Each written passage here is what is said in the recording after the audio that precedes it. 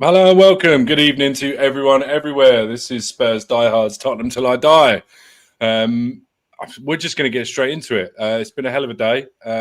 It's been one of those things I've not been able to prepare. So, no funny, quirky intro.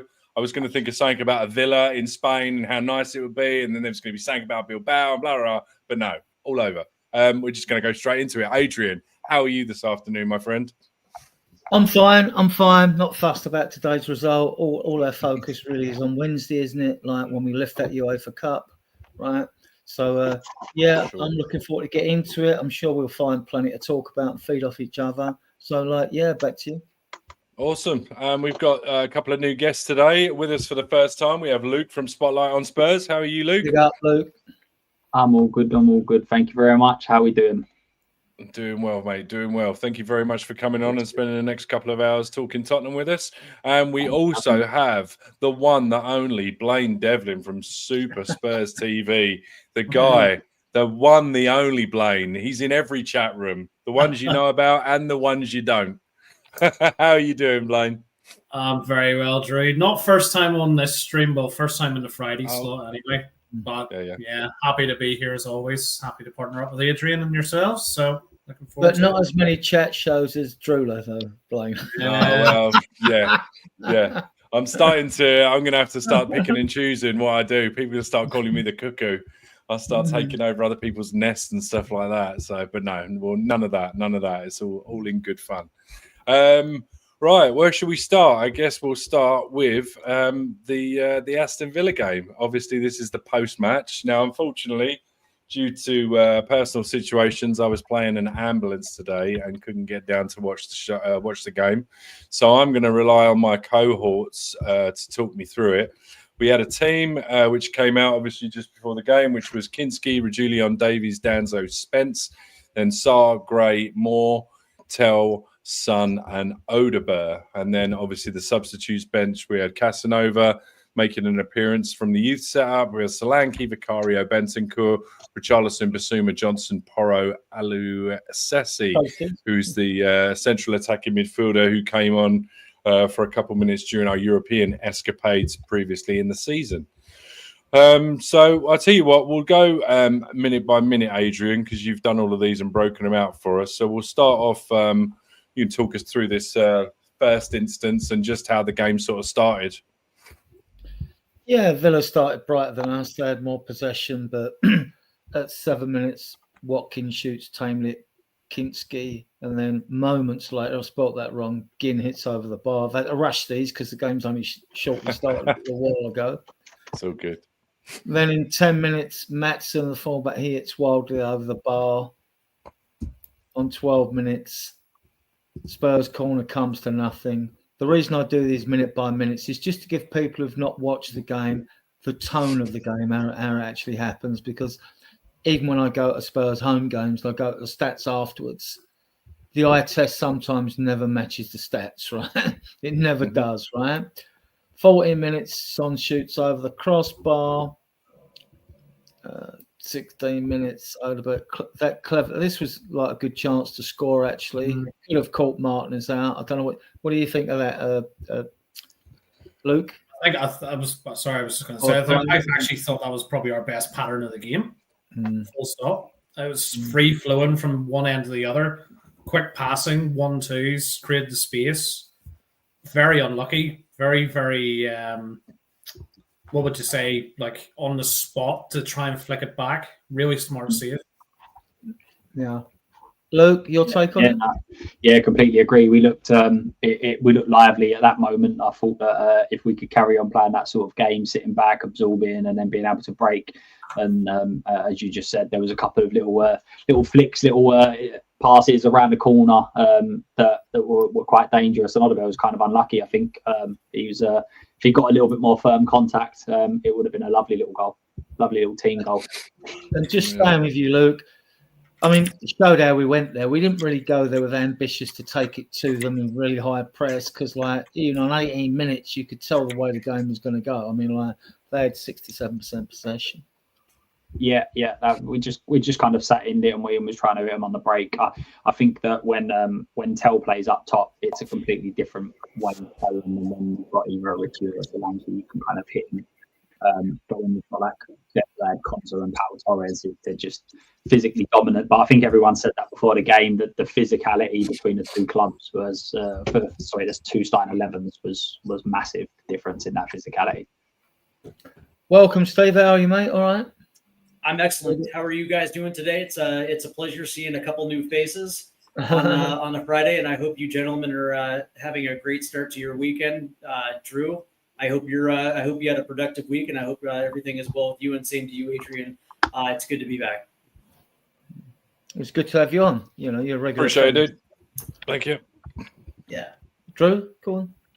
All right, so we'll take over this. So after 18 minutes, as we mentioned, Villa had about 67% possession. So that just goes to show we were kind of, or by the looks of it, sitting back just a little bit, trying to soak up as much pressure as we could. 19 minutes, we have a Kinski fingertip ball for the corner. 22 minutes, great. Watkins with a tame attempt at Sinski. What were we saying, Luke? I mean, feel free, anyone, to step in. Yeah, you want to make a point? If that's the one I remember rightly, it was a brilliant save. Yeah, absolutely brilliant from Kinski. Save. Yeah, because I think it was the FA Cup nightmare when he let one straight through him in about the first 2 minutes or whatever. Yeah. You know? Was it a Watkins or a Setsio that essentially just got into that was essentially weaved his way into a box to get in position to put that one on, and then Kinski was able just to have that left-handed paw that just pushed it, just left at the post right there. Yeah, it was a very good save. Good. Watkins with a tame attempt at Kinski after 22 minutes. And 23 minutes, Cash. Lo and behold, Cash booked for waving the referee to issue a card. Well, good for him. I'll give him 10 of them. I don't know if anyone heard the commentators. I hate him. I don't know if anyone heard the commentators, but he was absolutely baffled because Cash literally got up and was doing this. And then when the ref booked him, he was going, I didn't do that. And the commentators were going, what is he talking about? What was it they said they could literally see it from the commentary box and going like that? I mean, come on. It's baffling. It was good. I bet that's hilarious. I don't know what the away end was like. They must have cheered like hell on the away end. And they were booing him every time he touched the ball, every time he was near it. We'll just say, just quickly, say a couple of hellos to Mr. Edwardson in the chat. We've got Nita back in the chat as always. Good to see you, Nita. We have Ozzy, Ange, obviously Blaine, Super Spurs TV, and Luke himself is the spotlight on Spurs. Graham, Spurs GC TV. Good to see you, my friend. We will crack on with these minute by minute. So Mr. Cash getting booked. Happy days. You can get a taxi. Had enough of him, hate him. 33 minutes in, Gray gets booked for a late tackle. And at this point, I'd actually started listening to it a little bit on the radio, just like the old school man I am. Let me just ask you about Gray real quick. Steve, you watched the game, I presume, or am I presuming wrong? Yeah, I watched. Yeah, and what's your initial impressions of the Gray tackle, the booking, and how he played first half? I actually thought it was a smart booking as well too, because Aston Villa had just recovered the ball and were starting to break on a counterattack, and it appeared that was it Reguilon or was it Sonny that actually got beat, and then Archie Gray came in with a late tackle to stop that counterattack. And 100% it was late, but I actually liked the intensity of it, the ability just to take one off the chin and stop Aston Villa from actually getting forward. So in the context of context of the yellow card, it was 100% appropriate for the time that Archie wanted to beat that challenge, because that had the potential of going the other way. So 100% it was late tackle, but it was a good yellow as far as I'm concerned. Worthwhile, a Fernandinho style yellow, which is I mean, if he made a career out of doing it, so I think we'll let that one slide. It was late, and then when I watched it, I thought, was that really? I mean, maybe Steve's picked up on something I missed at the time. Yeah, I just thought it was that late. Why did you make it? I know these are split seconds, the game's so fast, but what Luke, Blaine, what did you think of that tackle? I think he was getting away, wasn't he? I think what you were trying to say is he was getting away, and it was dangerous down the left-hand side. I can't remember whether it was Son or whether it was Reggie, but he seemed to be getting away, and I think it's one of them bit of a, as you said, a bit of a tactical foul that normally someone probably like a Casemiro, Fernandinho, that sort of one where you just go, right, let's start afresh, let's not lose anything here. Right. Correct. Yeah, I mean, 100% it was late, but it was appropriate as well too, because Aston Villa was breaking down that left-hand side, and again, I can't remember who got burned, but Archie Gray came in late with that sliding tackle to put a stop to it. And yeah, I mean, it in all fairness, it was actually kind of a brilliant tackle. Okay. All right, then in 36 minutes, we have Asensio shooting narrowly wide, and then as far as the minutes go, I mean, that sort of takes us up to half time. Blaine, what were your sort of general thoughts on the first half? I mean, did it kind of pan out how you expected it to? Initial thought, I mean, your sort of thoughts on the lineup. I mean, is it what you wanted? Is it what you expected? It's exactly what I expected. I must admit, I was a bit surprised to see Reggie start, but apart from that, pretty much what I was predicting. I was surprised that Villa didn't come out of the blocks a bit quicker. You know, them pushing for top four, the final home game of the season, crowd uplifting the whole stadium.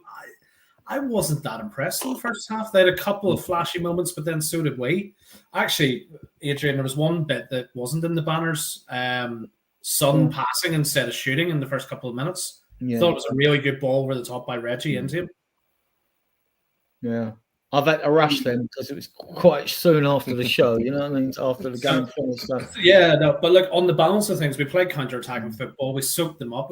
They actually didn't look that threatening, not massively threatening. I thought Danso, and we'll come to it later, but I thought Danso had a great first half. Yeah. A couple of superb blocks. I thought it was our best player today, actually. Yeah. Okay. Yeah. All right. Well, so we kick off second half, and after 53 minutes, we had a Basuma. Is it Basuma for Sarr? And that was that an yeah. When that you said, Luke, was that a knock or is that some sort of injury? Yeah, apparently come off with a back injury. Postecoglou was quizzed about it, and he said that it's relatively minor. I think was his comment, but. As you can imagine, we've heard a couple of times this season that a couple of minor things could mean a few months out. So he said Pat felt something in his back, didn't think it's anything significant, having spoken to him, but we'll see. But I'm pretty sure that is very much similar to what we said about Kulu. Yeah, and Madison. Wouldn't be Spurs if we didn't get an injury, would it? So what you're saying is Sarr's retiring tomorrow? Yeah. It'll be tomorrow. He's had surgery. He's out for a year. Yeah. Right. Shocking. That's funny. All right.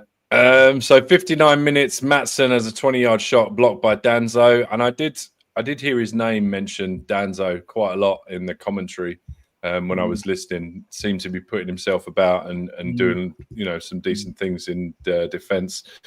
And then 1-0, McGinn hangs a corner, nodded home by Konsa. After 61 minutes, we have a Watkins shoot. That goal, though. I mean, let's talk about that goal. Go for it. We defended quite well. I know we're under pressure from when they're pressing, they want the points and all that. I just thought we defended well and gave away a goal like that. I don't know what you guys thought. I mean, like, Steve, the corner itself drew Ben Davis out to the head, to the player that actually made the head, and so just by proxy, Davies was out of position, leaving what Konsa 1v1 versus Basuma right there, and of course that ball goes right through the wickets. If anything, that was kind of terrible defense by by Basuma. But that being said, it was just the ability to draw Davis out of the area. Was what gave Konsa the ability to get that foot on the ball to begin with.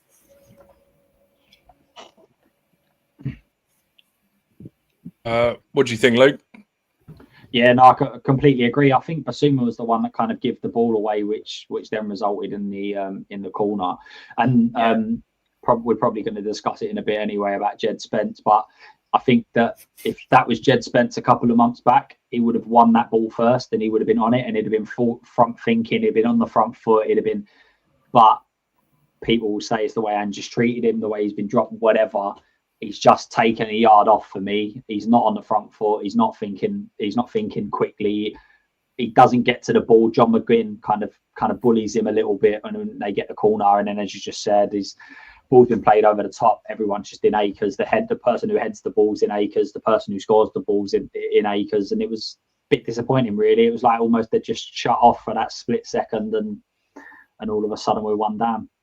Blaine, what about Basuma there? I thought he seemed to take a wild swing at it. He looked like he could have been the one to clear it. He did, yeah. I mean,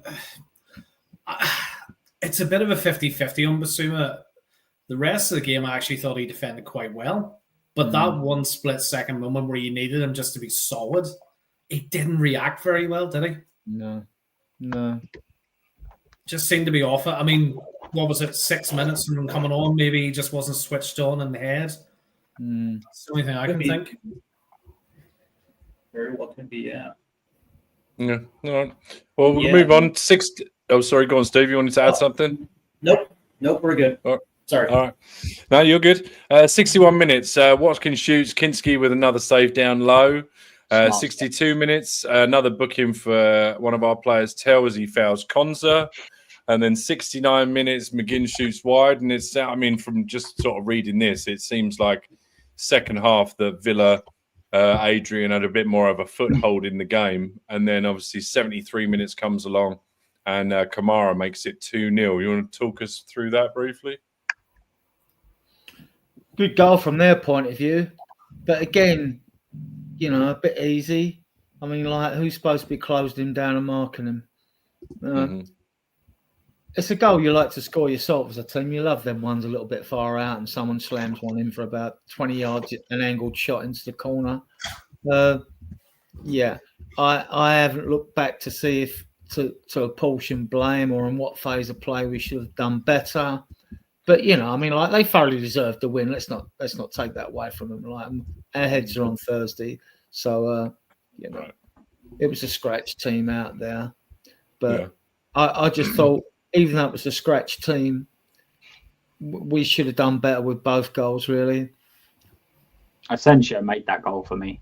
I think he was probably one of the best players on the pitch. He played well. Yeah. He's just got that level of intelligence. So Kamara picks up the ball and he kind of just runs around him as if he's making a run in behind. Basuma's then not sure, does he go, does he stay? By that time, Kamara's moved it onto his left and then just absolutely walloped it, and you ain't really got a chance. But it was probably it was the flick back, right? It was the flick back from Asensio as Kamara was cutting into the right that right corner of the box, right? Yeah. And then that, as I say, the smart little run in behind, I think that then takes Basuma's eyes away from the man on the ball. He's, with all due respect, defensive midfielder coming in on his left hand, on his weaker foot, he's probably thinking, I could maybe let him get away with that, but Asensio's dangerous, let me follow him, and then he's in no man's land. And he just done it a couple of minutes before as well for the McGinn chance, exactly the same, you know, third man run, and just drew defenders away. I don't think we had a shot. They pulled up a stat mid-game. I might not have been this late on, it may have been like the 60th minute, but the last shot we had was actually the Odebear shot. The last one on target and it was like the 16th minute. So we actually hadn't, although we looked like we could potentially do something on the break a little bit, we hadn't actually had a shot for about 55 minutes. Well, all right. Well, 74 minutes. We have a couple of changes. Bentancur comes on for Reggie. Solanke comes on for Son. Really not much more after that by the looks of it. We then get Richarlison, Odegaard swap in, Johnson, Mikey Moore swap. And then pretty much that is the end of the game. Adrian's little roundup here, kind of expected result. No more injuries, which is a sigh of relief. And we just have to focus on Wednesday. I mean, is that pretty much, I mean, that's the general consensus, right? Although obviously Sarr with a little knock, but apart from that, it looks like we've pretty much come through unscathed. What do you reckon, Blaine? Look, this is a dead rubber, as far as I'm concerned. Do you know, if it wasn't for the fact that there was bugger all else on TV tonight, I probably wouldn't have even bothered watching it. To be totally honest, because you just knew what was going to happen. Villa are what, unbeaten 9 in a row now, I think, at home before facing us. Yeah, it was just going to be one of those nights, guys. Unfortunately, look, overall though, I was actually impressed by the movement of Tell and Odegaard. You can see that in a counter-attacking setup, a bit more nice and a bit more about them, that could develop into a decent partnership. They get on well. They get on well personally as well. Apparently, that Odegaard was a big pull for Tel. They play for the France under-21s and things like that. So right, I think they've come up through the youth and football together. So I've got some sort of understanding, I believe.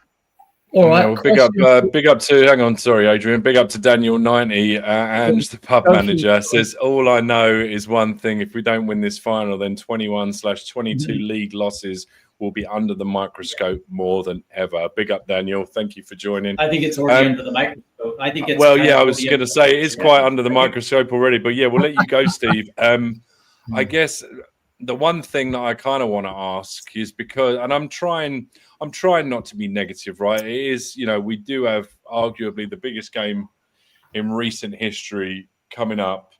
But a lot of people for a long time, at least the last 10, 12 games, have just been screaming for some consistency and something that resembles, I don't know, some sort of cohesion. And I understand the eggs in one basket thing, but have we not run the risk of compounding the league form by not at least trying to split the squad a little bit more evenly? And maybe, I know we weren't in a position to rotate players for a lot of the season, but we've had a few players back recently, and I just think there's been an opportunity to have climbed up that league a little bit. And people will say, oh, well, what was the point? There was nothing to do, there was nothing to play for. As far as I'm concerned, there was money on the table and there was certainly pride to play for. So, I mean, take that away. What's your thoughts on that? Well, and then we'll go around to Luke and we'll go up to Lane. My little take on that is the positive for me was like we went away to Brentford, we won 2-0 with a midfield pivot. We go to West Ham, we stink the place out, and we get a draw.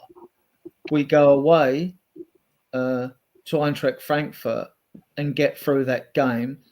We didn't set out to initially defend, but we did. Once we got the goal, we thought we'd hang on to it to dear life, and that worked. And then we go to Bodo Glimt, and it worked well there as well. So they are positives. The problem is, what I have in my mind, I don't know we're going to stick or twist. I don't know what we're going to do in this final. If we're going to sit back and try and hit on the counter, which is what Man United do, or whether we're going to do mid-block, whether we're going to go for it. I haven't really got any idea, which is, in one way, it's a good thing because Man United won't have a clue what we're doing. Amram's tried this psychological warfare. Oh, we know what'll happen. We'll sit back and Spurs will press us.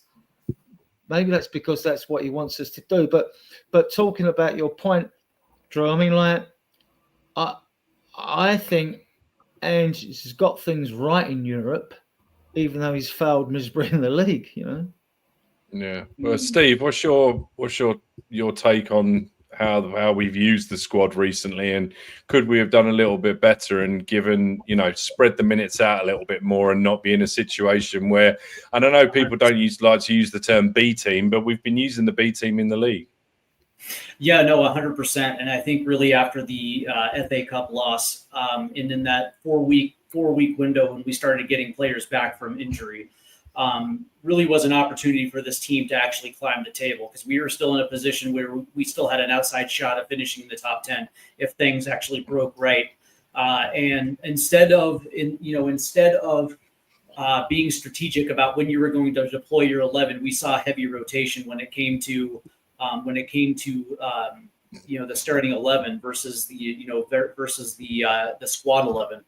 And the interesting thing about it is I was not expecting Ange Postecoglou to be so risk averse when it came to some of these players. Some of them were were put back right into the starting 11. But that being said, there was never back-to-back games. There was never an opportunity for certain guys to actually get some of that continuity back, to get some of that sharpness. It always seemed to be like on an every other week basis. As far as I'm concerned, that actually somewhat kills the momentum. But that being said, just the way that this team operates, and the way that the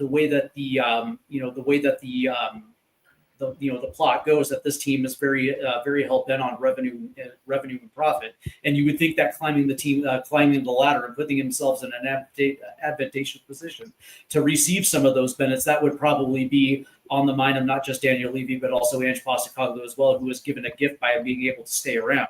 But that being said, we saw heavy rotation in matches that absolutely didn't make sense, where you possibly could have played your center back pairing and your back four in a match that actually had consequence in the Premier League, where you were able to gain some momentum going into a Europa League, where you would put together back-to-back matches. But we didn't necessarily see that, and as a result, we ended up getting some of these crazy results, and that essentially added to the 21 league losses. When, if you ask me, we probably never should have gotten this bad in the league. So I just think that not only did the players put all their hopes in the Europa League basket, I think our manager did as well too. I think in an attempt to save his job, to be honest, and as a result, it backfired, because if you're only going to be focusing on one, you're going to let it lack in a completely different in another space. And as we've seen, this Premier League has completely been awash. And now, because of the hell-bent nature of trying to win Europa League, it's going to backfire, because even if he wins it, he's still going to be without a job. So yeah. Luke, I'm just looking at the Premier League table. We're 17th, played 11, drawn 5, lost 21. We've scored 63 goals, but we've conceded 61. We have 38 points. Ipswich Town below us have 22 points, so they were obviously infinitely worse. But does it scream that if there had been points on the board to play for, like, do you think, but only for the fact that there are 3 teams that were far, far worse, we would have genuinely been in a more of a relegation threat than we were? I don't buy into that. I know there's a lot of people that do, but I just personally think that he saved it from very early on, from January time. He's probably gone, I've got a chance here of winning something. We're safe in the league. We was never going to get relegated. There was a period where we was all talking about it. In my eyes, it was never ever going to happen. And if you go and win like 2 extra games, 6 points is massive in the league. And if you're going to put your backup team in Europe and you've gone your first 11 in the league, I never was under the impression that was ever going to happen. I do get people's points. Obviously, we are 17th, so it looks like that. But I just think that if there was any danger of there being relegation, then the first 11 would have been playing in the league, and then they would have picked up a few more points here and there. But it's been fully focused. People forget that in was it mid-November, something like that, when both them centre backs were ruled out, we knew for 8-10 weeks we need some centre backs, and we signed a first actual player on the 1st of Feb. That is the intent of this club. If they were serious, if they were worried about going far in the league, far in the cups, they would have gone out and gone, we need people, we need them now. Right. Even if we need them for 6 months or a year, we need players now.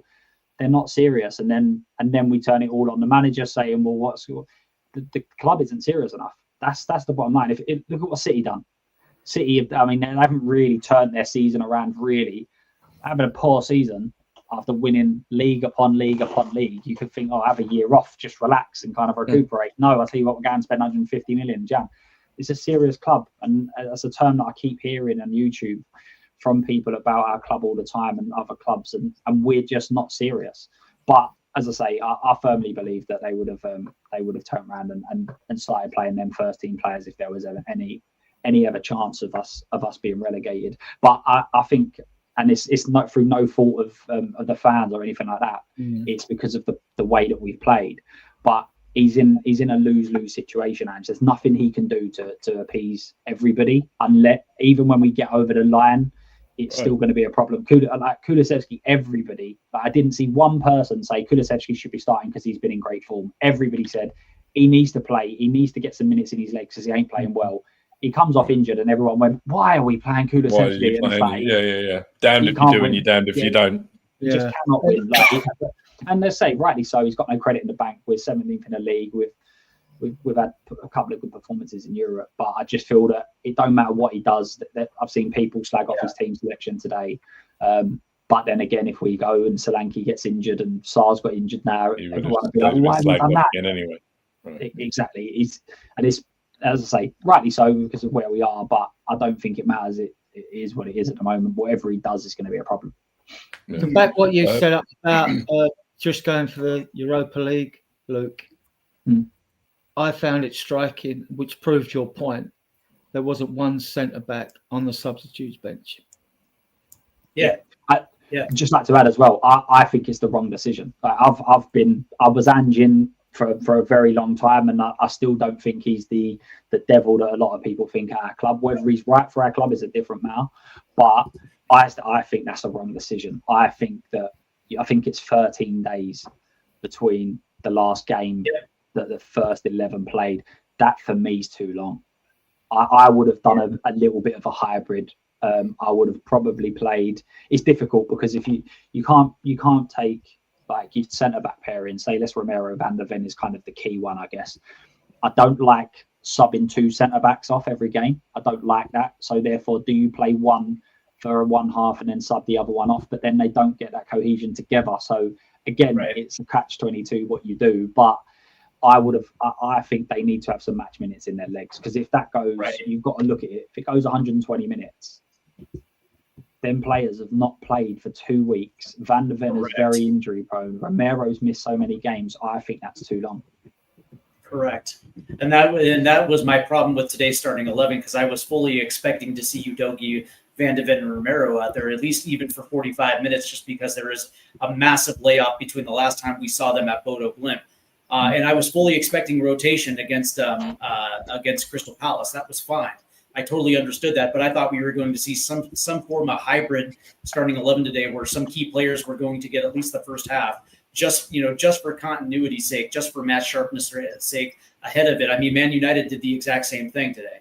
Man United actually, I think they potentially played their entire first team today ahead of that, with the idea that certain key players were going to get subbed off because they didn't want to necessarily get overused ahead of the final. We went in the complete opposite direction. And even if you were going to have the same tactic of essentially giving, Aston Villa 70% of the ball the entire match, one of the things that we absolutely needed was at least some continuity and sharpness ahead of that final. And you're absolutely right. I'm wondering whether or not that's going to play a role on Wednesday. Yeah. Very good points. I mean, you look at United's lineup tonight; they pretty much went full strength. Yeah. And again, a dead rubber game for them against Chelsea. And to be fair, I make no bones at all. I wanted Ange out for a long time, but I'm just done with the whole finger pointing at this stage. I will say, Ange stuck to his guns. He did say in his presser he was going to wrap players in cotton wool, and he stuck to that. Fair enough. That's the tack you want to go down. You've stuck to it for a change. Fair play. And I can't disagree with the amount of rotation that we had tonight. I think we're actually better keeping a fit full back five that we know probably against Erasmus Højlund we can keep out for 90 minutes. Yeah, and we know that if you'd played any of the what we call regular 11 and one of them got injured, you can imagine the backlash, couldn't you? Exactly. He's in an open situation, as Luke alluded to. Yeah, I was going to say, Luke. Yeah, Luke now hit the nail on the head with that, right? It doesn't matter what he does at this point. Sorry, Adrian, go on. No, go on, no, carry on. That's all. I just want to make a small point. It's catch-22, rock and hard place. It'd be interesting to know what Man United fans are thinking today, because that was the start of the game. Well, it was obviously halfway through our game. Everyone was going, "Oh, United have gone really strong." They still lost. Yeah. So it's not like they've gone strong and gained momentum and like they've won, they beat Chelsea, they're coming into it. Obviously, fitness is something that's after the game. We can't really discuss that now. You can't even make assumptions. But it'd be interesting to know where Man United fans sitting again. Why has he gone full strength, lost the game anyway? Like, do you know what I mean? So it'd be an interesting thing that we won't know until after the fact. And Luke, Man United, they won't. Their fans and the manager won't have a clue how we're going to play because we haven't got a clue how we're going to play. We haven't even got a clue how we're going to line up. We know there'll be 9 players. I'm sure Drew will get into it. I've got my own theories, loads of theories, right? But back to you, Drew, before we move on. Oh, yeah. I was going to say we're about 36, 37 minutes in. I do want to give the channel a quick plug, and then we'll get on to the nitty-gritty of next Wednesday. Yeah, we got 53 of you viewing this now, which is excellent on a Friday night. Obviously, a lot of you ain't out in the pub and getting on the piss. You must be married people indoors or young people watching this, which is great. We get a lot of views on XCOM as well, which is good. I mean, our shows go out Tuesdays, Fridays, and Sundays. Tuesdays and Sundays, they go out 9 o'clock. Fridays, 10 o'clock to attract the American, Canadian, and Southern Hemisphere audience. We have got 3 other groups. We've got a Facebook group with 14.5K members, a page with about 300 members, XCOM with about 3,200 members. This channel itself is very new itself, but it's doing fine. It's 10, 11 months old. We're doing okay, but we do much better with your support. I mean, your support is priceless. I mean, if you can, give the videos a thumbs up, subscribe to the channel. That's excellent. It really helps us. So thanks to you all. A big up to all in the chat, and a real big up for those of you that actually bother to watch us on playback. I mean, thanks to you all for your support. I mean, we are growing gradually, and we are grateful to you for that. Okay, back to you, Drew. All righty. I just want to say a quick thank you to David Clark in the chat, as always. Inner Hype is coming as well. Big up to you, mate. Ryan G in here as well. I want to move on to, obviously, next Wednesday, Bilbao. It's likely we don't have a 10. And I want to discuss the best course of action. And I know, obviously, Sarr, we've discussed it already, potentially a little knock, but on the basis that he's going to be all right. The question, are we going to see a midfield of Bissouma, Bentancur and Sarr? And will it be creative enough? Now, I know we've played this midfield a couple times this season, although it's not really had a chance to gel. I know a lot of people would argue that beginning of the season, the kind of Kulusevski, Maddison double attacking pivot, maybe, I don't know, Kai, what are you going to call it? But that was the thing that was getting us through.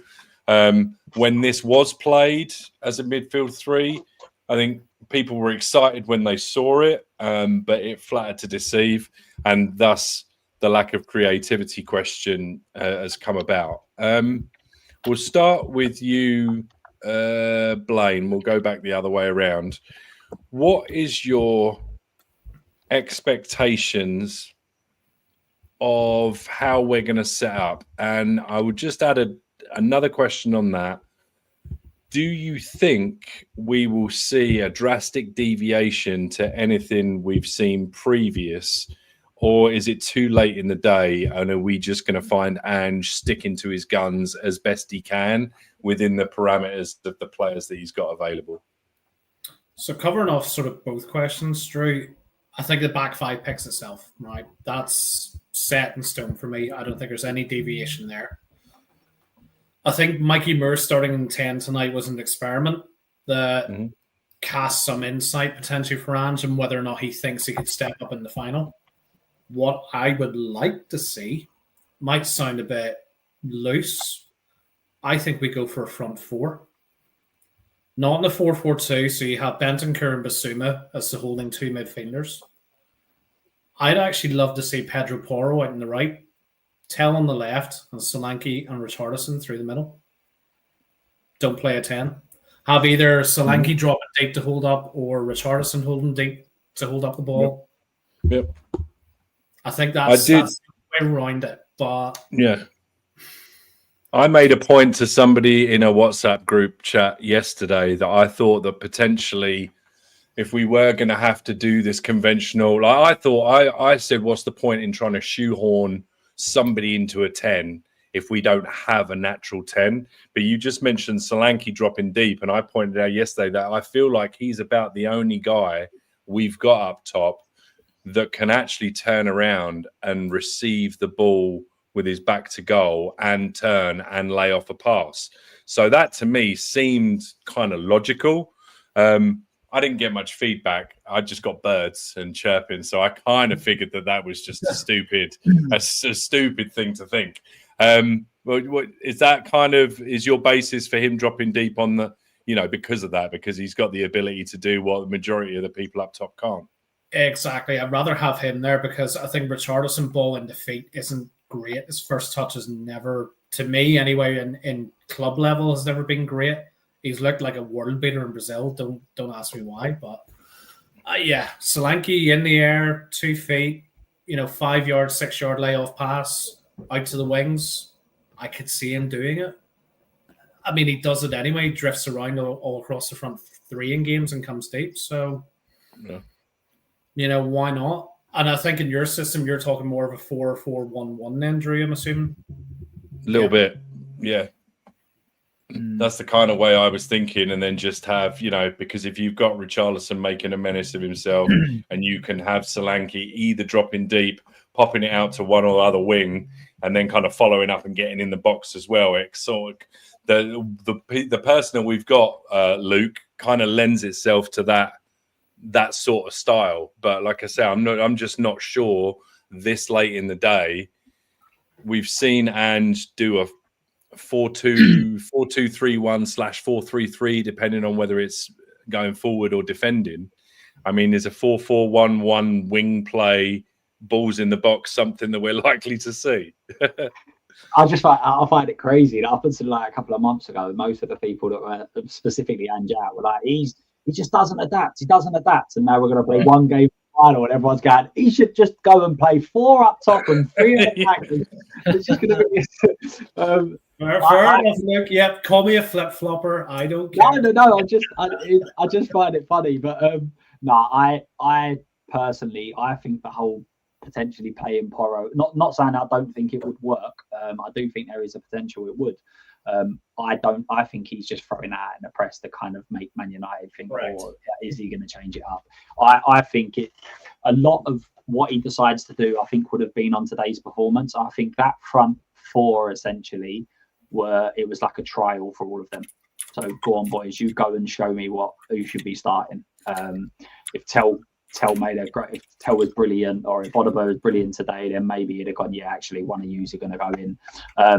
Or is he going to be in that sort of place where we just says, right, we're just going to let you come on to us, and then you've got Porro there, and we're going to clip the ball long like we did to Richarlison.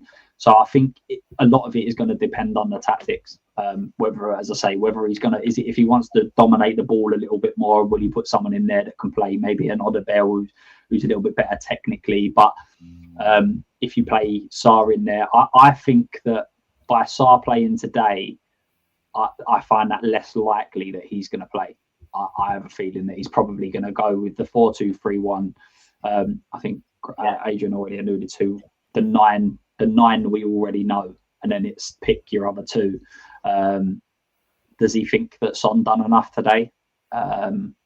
See Sean in the chat saying that he doesn't think he did do enough, but that's what I think he'll do. I think it's going to be very much what we've seen in Europa League. I think it's going to be, you've got your fullbacks are not going to be as inverted. They're going to kind of sit where they are.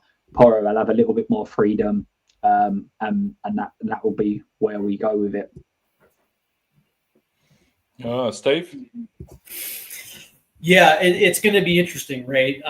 And I know that Ange Postecoglou did acknowledge that everything's still on the table, whether or not Solanke is going to drop down into that role, or maybe Pedro Porro is going to play a little further up the field. But that being said, unless he wants to go totally radical with maybe a 3-5-2 or something like that, where Pedro Porro is actually more of a wing back than he is a natural right back, where he's going to be playing in that position. I seriously cannot.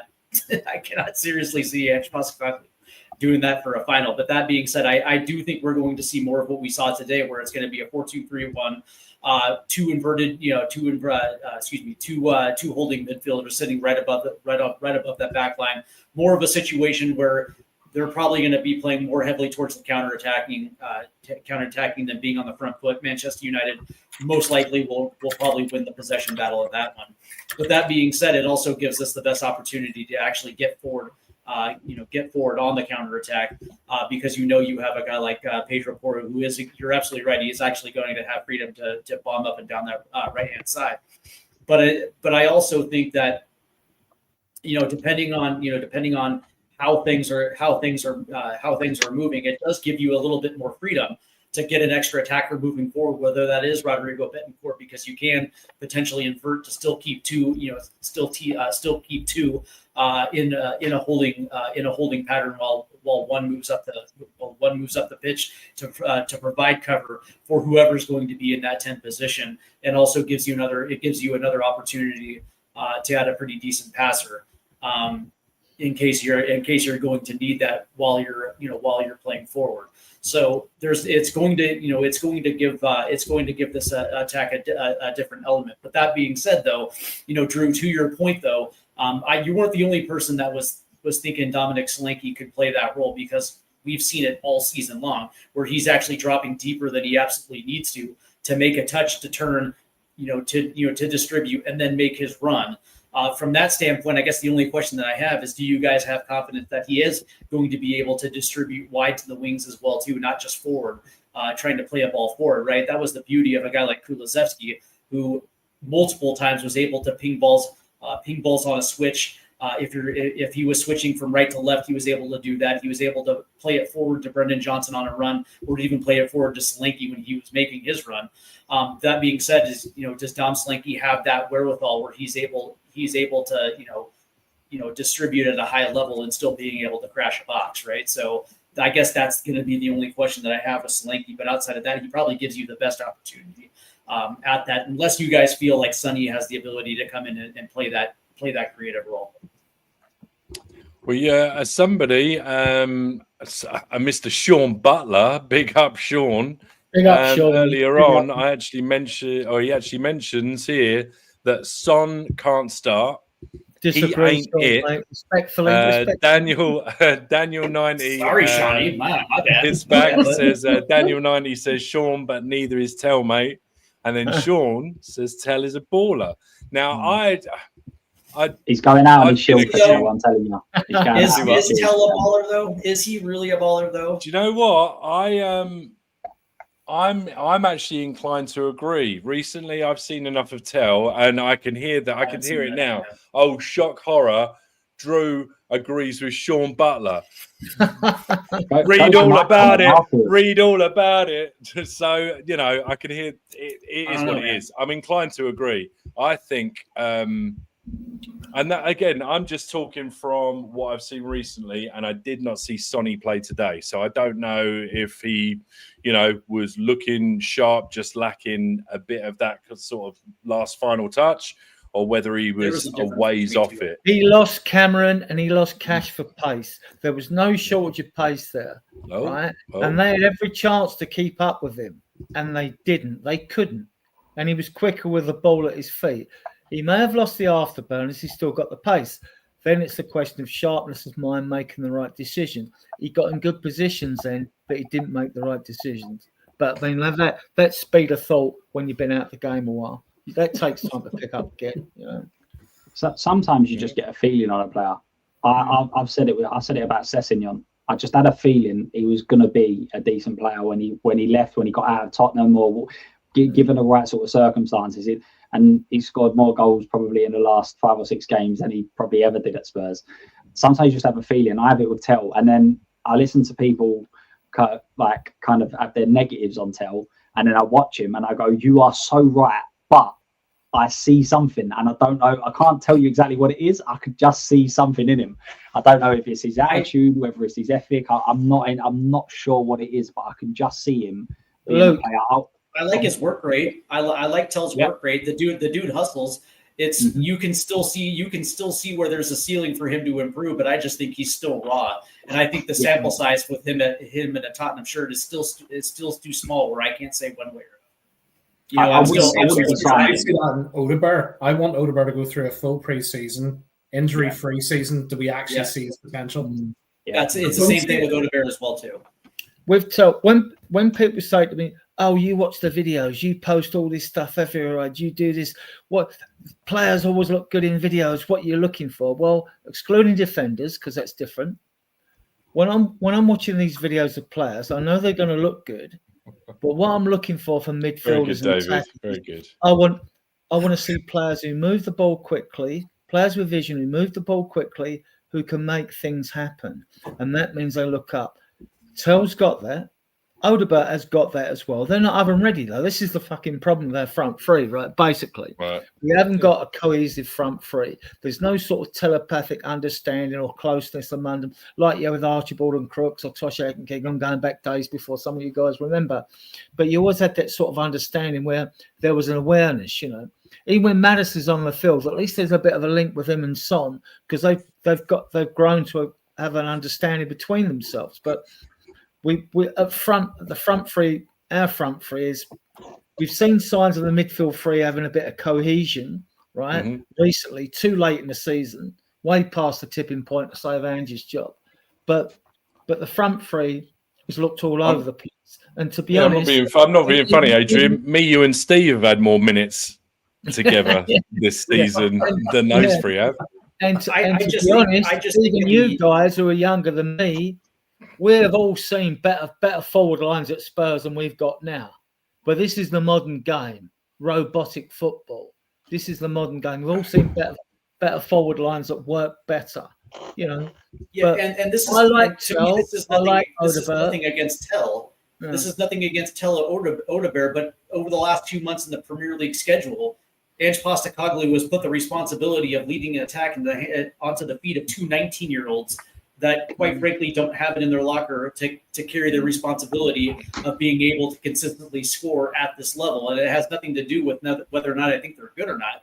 It's just I just think they're raw prospects still that still need a couple more years at this level to fine tune their abilities to be able to lead an attacking three. I just don't think they're there yet. That's absolutely right, Steve. Which is why I find it even more laughable that people put even more pressure on Mikey Moore, like he's the patron saint of football, and like he's suddenly going to put the entire Tottenham Hotspur Stadium fan base and carriage on his back and just carry us all through to the promised land. I just don't know where this comes from. I mean, don't get me wrong. I think like he's a fantastic prospect, and from what I've seen of him, amazing. But I don't know how. I mean, I think it just goes to show the sort of position. You have to be fair to the player, Drew, don't you? I mean, like if you're bringing a youngster like Mikey Moore, or I love to bits. You couldn't have a bigger fan of Mikey Moore than me. I watched all the games the under-21s last season. But I'm just going to hang on. Sorry, I just got to say a big up to Ben Kaufman because he's got to come in with his 2 cents. And evening, everyone, just dropped in. Tell his crap. Anyone thinks we should spend 60 million on him should visit Specsavers, and Odegaard is crap as well. Ben always comes in, and Ben always lobs banter grenades into the mix. He does it every time he comes on the show, right? He's off to mod some other channel as well. To be fair to Mikey Moore, I mean, come on. I mean, I'm going to defend him now because back in the day when you brought a youngster into your team, you brought him in with 9 or 10 regulars, not when you've completely changed the team. It's not fair to the player. Not fair to the player, you know, and he is talented. You see a bit of it against AZ Alkmaar when he come on. You've seen glimpses of it. You watch it, and I watched him play for the England sides he's played for as well when he's been the main man and scored the goals and stuff like that. I mean, this kid is not just special, he's extra special. And fans have yet to see it. They'll all support him because he's one of their own. They'll give him more. He'll give more grace of our fan base because he's one of their own than if he was a foreign player. But we need to be careful because we've done this so many times, Adrian. Yeah. The prime example I remember is us overhyping Marcus Edwards before he moved away. He was going to be superstar, challenging Messi, you know, England's number 11 for the next 10 years. Mate, I've still got a John Bostock tattoo that I have to hide every time I take my top off.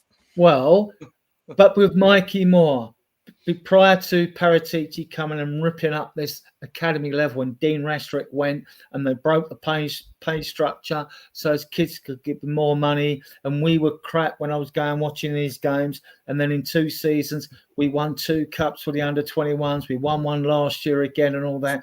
And I watched Mikey Moore, and I've watched Madueke come through, who left. Right, and I've watched these other players, and Scarlett, I watched him as a 17-year-old, and he's going to make it. Probably won't be with Spurs, but he's a good striker. He's undergone groin surgery recently, but he will make it. And I watched Marcus Edwards, and I'm telling you now, Mikey Moore is the best youngster, apart from Glenn Oddle, I've ever seen at this club. But that's only my opinion, so my opinion might count for Jack. But I mean, that's my opinion. Hey, look, they can show promise at this stage. Look at Kane. Look at Harry Kane. He didn't show promise until he got his. He went to Norwich, Millwall, Van der Vaart said he was shit. Look what he turned out with. I said he was shit for what it's worth. I said none of us can predict the future, guys. But football always makes fools of all of us, you know. I do. Yeah. He was first one out the door on my FIFA 14 career mode, or 13 or whenever it was. You know, I like Santiago in the under-21s. He's there in the Spanish second division. I think people need to really understand. I got that one wrong. I like the player, but youth football is completely different. You're talking like he's 17 years old, and I know that he has not played many minutes. And personally, I would have played him more. He would have probably played a few more. But when I hear people saying that he should be starting in the 10 position, you can ruin players' careers by doing this sort of stuff. I've watched him. I've seen him start. I'm pretty sure it was against Brentford. And he just got bodied and he just got bullied, and it was like a little boy. And if he comes on last 20 minutes, last 25 minutes against a tiring defence, then maybe he can impact it. Right. But if you keep playing players and putting that amount of pressure on them in a poor team where there isn't much structure or anything like that. Thank you very much. But I think that's the hang on. This is very important when you're talking about age groups, right? With Marcus Edwards, he didn't get in that first team. Right now, all of you listening and watching now, just consider this, right? You've actually considered and watched a player who was 17 in August, and you've put him in your first team. So what does that tell you about the coaching staff and management at the club, that you're willing to put a 17-year-old in your first team? That obviously has got to show he's got so much talent, right, that he's worth it. Now, doesn't mean to say he's going to hit the ground running, because it takes time to settle into the pace, and for your body as a 7-year-old to settle into the pace of the Premier League as well. And to me, that says everything. And I'm glad to see him get any minutes, because it shows the faith they've got in him. It shows. I don't know if anyone see the interview by Lily White Rose. He went on a podcast. I can't think of what it was called now. I shared it on my Twitter. Lily White Rose on X has got 200,000 followers, and basically he's all over the youth at Spurs. And he knows Mikey Moore's family, and Mikey Moore is over the moon with the amount of minutes and the amount of involvement he's had in the first team this year. And for people that turn around and say, "What about Yamal?" You are talking about. Yamal is probably the best 17-year-old I've ever seen, and 100%. I remember watching Messi. And you don't compare. Everyone's different, but don't compare any player to an absolute world superstar that hasn't been seen in the last. Well, look, I'll tell you what as well, Luke. Do you think you look at Yamal, even from 12 months ago, that dude's hit the weight room. He looks like he's grown up 2 years inside a year. Like he looks wider, he looks stronger. And some people some kids just progress that way. So I think it's unfair to be looking at those two and trying to compare them, right? Where I think you can make a really good comparison, 2 different positions on the pitch. But look at Bergvall with a year of full professional football compared to Mikey Moore without it. Yeah, exactly. 100%. And if Mikey Moore, if Mikey Moore had the same amount of time as Bergvall, I think it'd be a regular. Well, what I mean is Bergvall played at first full professional level for a year before he came to us. So he's had that development phase that Mikey Moore hasn't had. Yeah, that's exactly. So that's the phase that Donnelly is out. Donnelly is out getting now, right? Perfect comparison. A lot of people in youth football, Spurs have been terrible at this for years. By the way, you mentioned Dane earlier. We spoke about Kane. The amount of times we send a player out and they don't play, they just sit there and waste it. Yeah. A lot of people that work within youth football say, "Don't worry about the standard. The standard has absolutely nothing to do with their development. They need to go out, play games, understand what their body's like, use it against men, that sort of stuff." So when this whole debate around Donnelly, I remember when he first went to Orient, everyone was going, he should be playing Championship. He's good enough for Championship. Now everyone's going to go, "Oh, what an outstanding loan that was."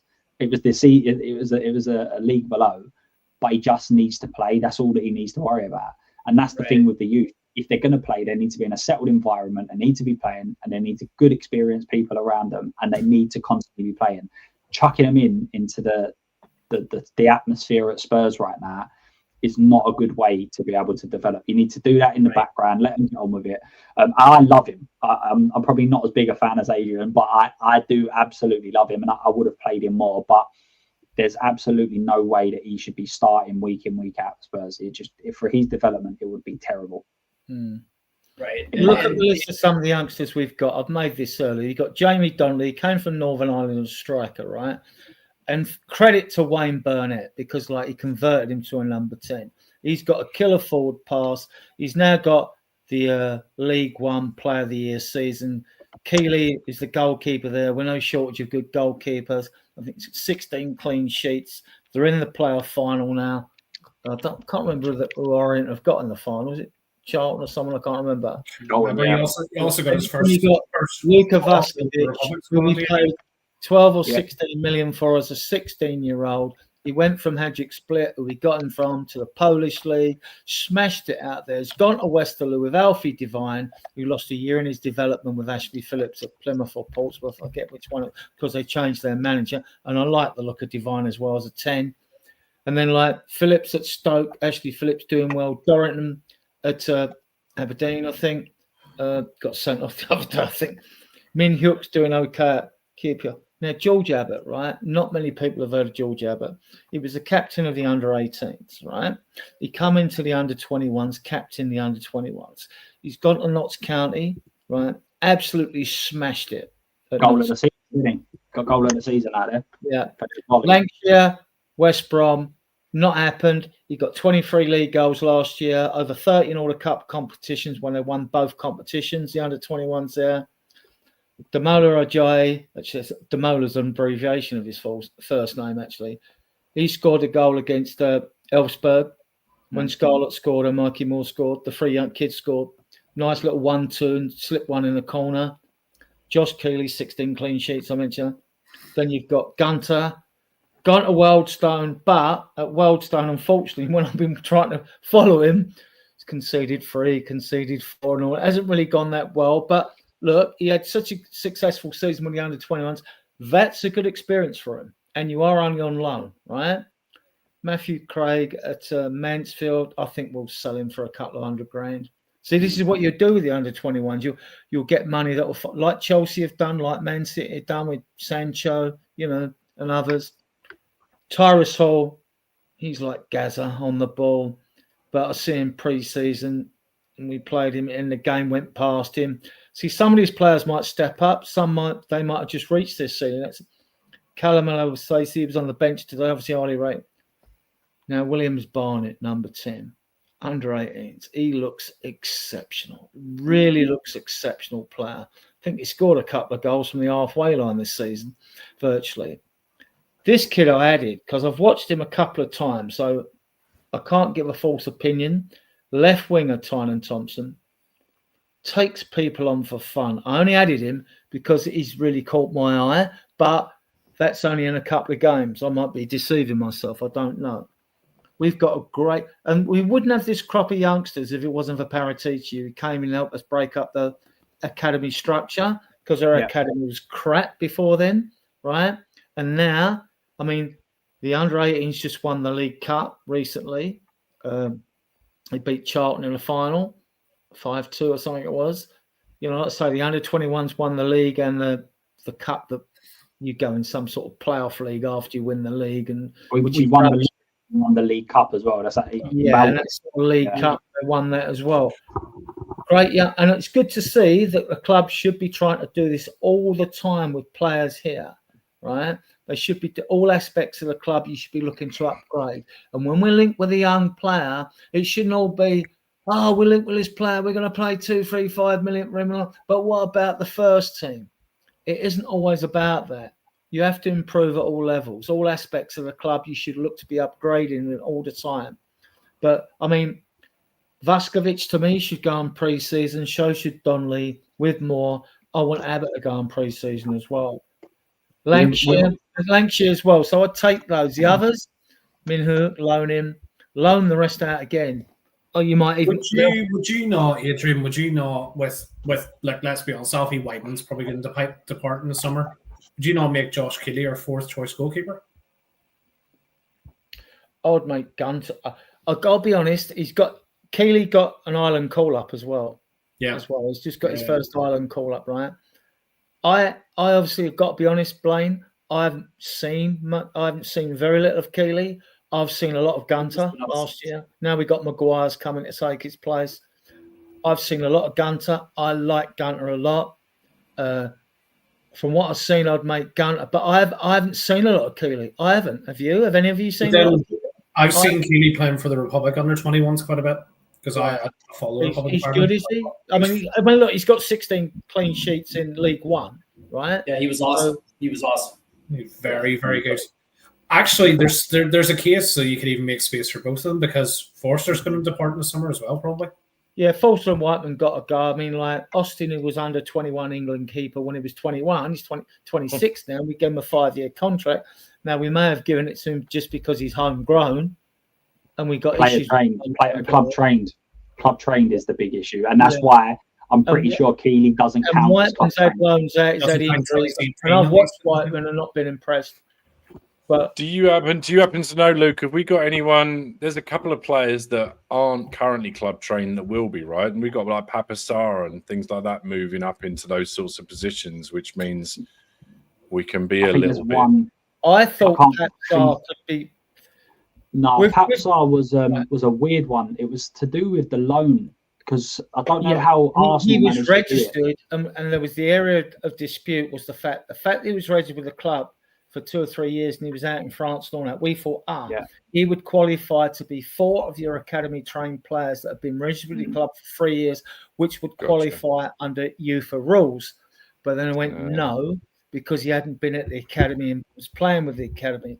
With the under 21 list, to be on that B list, you can have as many as you like in Europe, but they've got to be under 21s. They've got to be with the academy for 2 years. That's my understanding. If I'm wrong, people can correct me, right? So what happened was we had the 8, but we didn't have 4. This is why we were down to 23 players in the Europa League squad. Yeah, that's why we had the two goalkeepers. Right? It won't matter at all because we won't need a big squad because we won't be playing in Europe. It's true though; it's a fact. We won't. That's the biggest problem we currently have is that. If we're in Europe, you want as many players because you've seen how stretched we've been this season with injuries. Right. A couple of, but we still had 25 players for the Premier League. We haven't had 25 for Europe because 4 of those academy trained players have to be with the academy for 3 years. Now, I don't know if any of them, I haven't got into it, will now qualify to have been with the academy for 3 years come next season if we're in Europe, which is the big if at the moment, Yeah. So, I think Scarlett counts.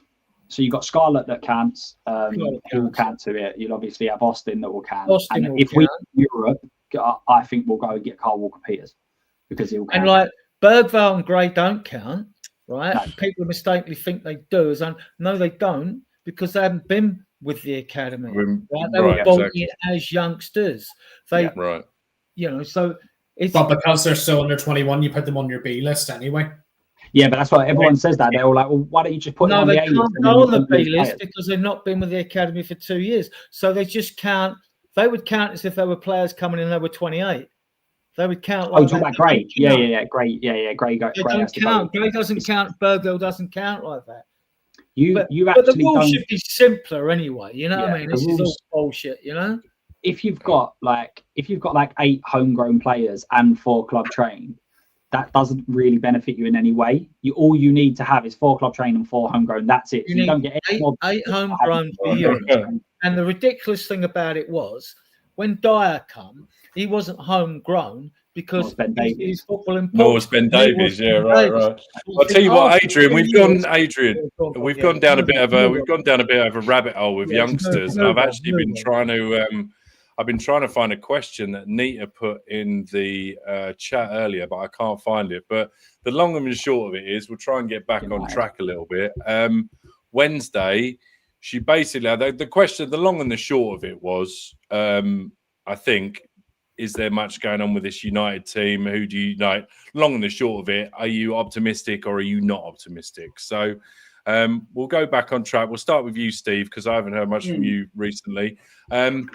Optimism for Wednesday, regardless of, no number 10. Ange doesn't know what he's doing. We don't really have a striker. Solanke's got to play in the 10. Porro should play right wing. Jed Spencer's been poorly done. Like, regardless of all of that, are you optimistic about all of that? Are you optimistic about Wednesday? Yeah, no, I'm 100% through the roof excited for this, because this is the, because European finals just don't come every single year. So naturally, of course, I'm excited to see my team playing in the European final. That being said, I think we're still, even without a proper creative midfielder, I still think we're a better team than Manchester United, and we've proven it on three different occasions this season, and especially in a League Cup match where, say what you will, we were right in the middle of an injury crisis, and we were still able to get a result off of them. So put that to it. So go ahead and put that to the side. But that being said, for the players themselves, this is probably going to be the only time that these players are probably going to play at a European final. And if there was ever a time to get fired up for a match, to be able to bring home a trophy in the midst of one of the worst seasons in Tottenham Hotspur history, if you can't get up for this one, what can you get up for? Right. So I happen to think that the players walking back into the starting 11 are going to take full opportunity of the fact that they're going to be on center stage in an all Premier League matchup and deliver the goods. 100% I'm fired up for this one. And I happen to think that these players are going to be fired up, and they're going to figure out a way to put the ball in the back of the net when it counts the most. I don't know who's going to put the ball in the back of the net, that being said, or just exactly how we're going to set up in order to accomplish that goal. But that being said, one of the things that I like about this one is because there are no secrets between Tottenham and Manchester United. We know exactly how they're going to set up. We know exactly who's going to try to carry the load for them, so we could accurately prepare for what Ruben Amorim has in store. But the one thing that I do like is the fact that Manchester United has no idea how the hell we're going to set up, or who's going to be playing one of the biggest skill possessions, or how we're going to approach it. So I think there could be some element of surprise from Tottenham's side. But that being said, I just think that we're a better team, flat out. I think we're set up. I think we're set up to come back raising the trophy. So yeah, 100%. I think everybody on this panel is excited for Wednesday. All right. And then Nita followed up as well, and I think just sort of rephrased the question a little bit to help me out. Thank you, Nita. Says, what area do you think Man United will be better than us on the pitch? Luke, what areas of Manchester United's team worry you, if any? Well, I mean, it's both clubs are just so inconsistent, and if both of us turn up and have our bad games, I can see him just cancelling it at half time and just putting Comedy Club on or something like that. I just feel like we can't have this going on. But obviously, where they play with their kind of inverted wingers and their two midfielders in the middle of the park is going to be key. I think Bentancur and Basuma are going to be absolutely key. How do we manage that? Do we allow them wide inverted wingers? Do we allow them to get taken by the centre backs? Do we give them to Basuma? The 10 is that if that was a Sarr, for instance, is he going to be asked to run around Casemiro and just pure legs and running power on top of him? So I think the centre of the park is going to be absolutely key. But there's key battles all over the pitch. When you've got their obviously their fullbacks are key for their system, Udogie and Porro on top form, they could cause them problems no end. So, but central for me is the big part, and then obviously our personnel as well. Because if we've got, let's say we go with Tel on the left wing, or Son or Richarlison, their strengths and weaknesses are very, very different. So that completely adapts the way that we play. But if we can perform to our best, I have no doubt we can win. It depends what mood I'm in. If someone said to me, Spurs go there 1-0 down in a minute, have a sending off and we lose 4-0, I could see it. I could see us winning 4-0. I could see it being 4-all. I could see it being 0-0. It's literally one of those games. It could just be absolutely anything. But as you've said, listen, there's going to be a bit of nerves. Of course there is. But if you're not up and absolutely buzzing for this game, then just worry about football. Go and find something else, because it ain't for you, obviously. This ain't it. Well, it's a thought thing, isn't it? I mean, we know who nine. Look, you don't break the back seven. We know what they are, which is Basuma and Bentancur in midfield, a front of a back four. You know, of Udogie, VDV, Romero, Porro, and Vicario in goal. Now, depending on how you pick your front four, will depend on how we think we're going to set up. Now, you could go 4-3-3, which is consistent. You could go 4-3-1-2, actually. You could play Son behind Solanke and Richarlison.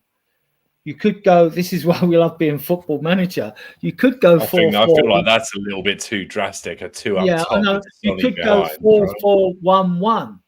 You could have Son below Solanke, and if you wanted to stiffen the midfield with a bit more shithousery, you could have, in your four in midfield, you could have Richarlison on the left with Basuma and Bentancur, and Johnson there. I mean, this is the beauty of it. Or you could play Richarlison and Solanke up front, because you've got Porro to come down and right and bang crosses in, because both of them are decent heading the ball. Right? Yeah. Then we have to debate on whether Son should start as well.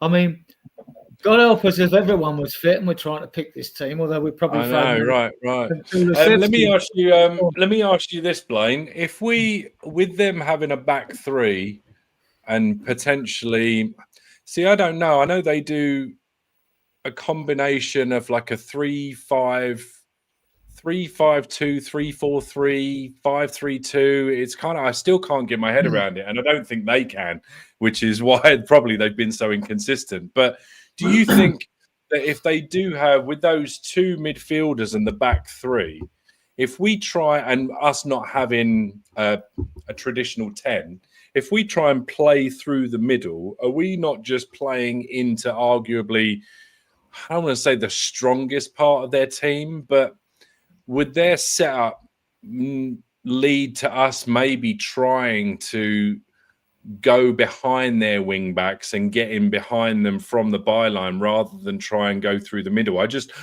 don't see.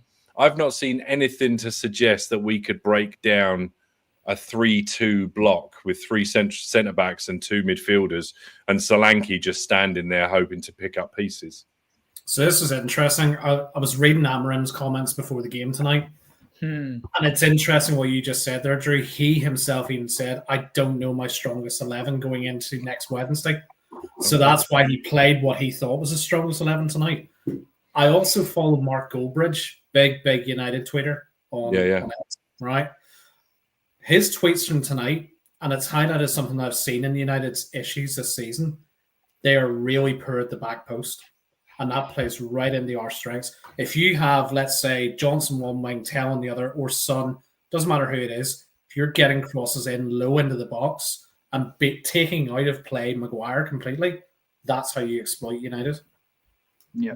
So I think we need to set up to our strengths.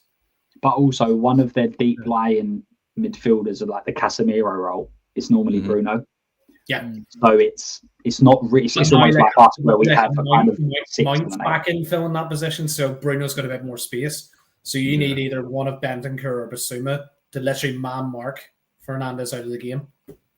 Yeah. Steve, go on, Steve. Do you think that Amarim would have taken notice of how Palace played against us with a 3-4-3 and were successful? I see the biggest problem. Hang on, guys. Sorry, my door's going. I'll be back in a second. Yeah, the biggest problem with the Palace match is we weren't playing our starting 11 in that Palace match, right? So how much really can you take away from that, right? Yeah, of course they had success against it, but also the level of play wasn't nearly going to be at the level that we're going to be showing on Wednesday. I guess I guess there's some things you can take away from it. I still think that I think we're vulnerable through the middle of the park. Even when we are playing our strongest 11, and we had Madison and Bergvall in that starting 11, teams were able to carve up the middle of the pitch on us with ease, right? Putting themselves in advantageous positions to play balls into our box, where it required Van de Ven and Romero to actually be on their top game in order to clear out the damage. That being said, I don't know. I mean, it's a good. It's a good. I mean, I guess, but I just don't think there's any correlation to the way that Palace played against us is going to have some carryover effect, or United's going to look at it and say that's going to be our secret weapon against Tottenham, because again, it's just it's a completely different team that played against Palace to what we're going to show on Wednesday. So, I think another big factor, guys, if you agree. Looking at the United bench tonight compared to, let's say, we put out our absolute strongest 11, I think we have a couple more game changers than they do. If it's a tight 1-0 or 0-0 after 60 minutes. But like a 5 at the back reverts when it works. It's because it works. Because it transforms into a 3-4-3 basically. It does. I mean, because your wing backs push forward.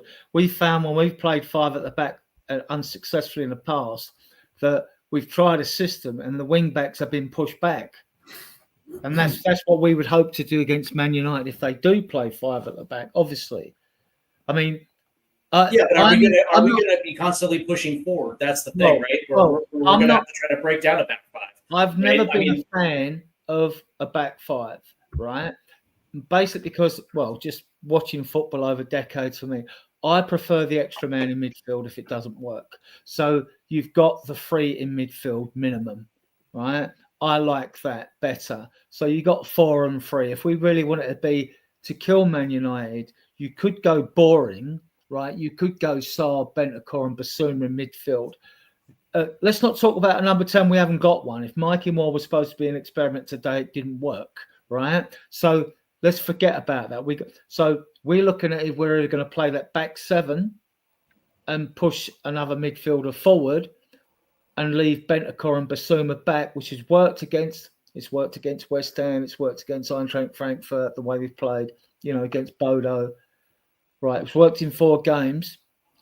And then it's a question of do we really try and kill Man United off their threats by just killing the game, playing 3 dull, not exciting midfielders, no creativity there. And then you've got to decide, is it a front 3? Is it a 4-3-2-1? Is it a 4-3-1-2? Or is it a 4-3-3? I mean, and when we talk about numbers, let's be clear. When you start a game, you might have a system which you sort of play to where players know it, but it never is that throughout the pitch. You don't look down on a pitch and see 4-2-3-1 or 4-3-1-2 because, it's very fluid and it changes when you're attacking or defending. So, I mean, I don't know. I haven't got the answer to this. I mean, Ange might have something he might want to try. It's a question of will it work? Well, we're also dismissing the potential ace in the hole, ace up the sleeve. Is Bergvall going to be fit in time, gents?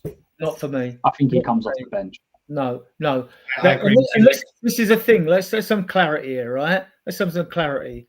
Are we, honestly, with a player who's been slightly injured, relying on a 19-year-old to help win us this cup final?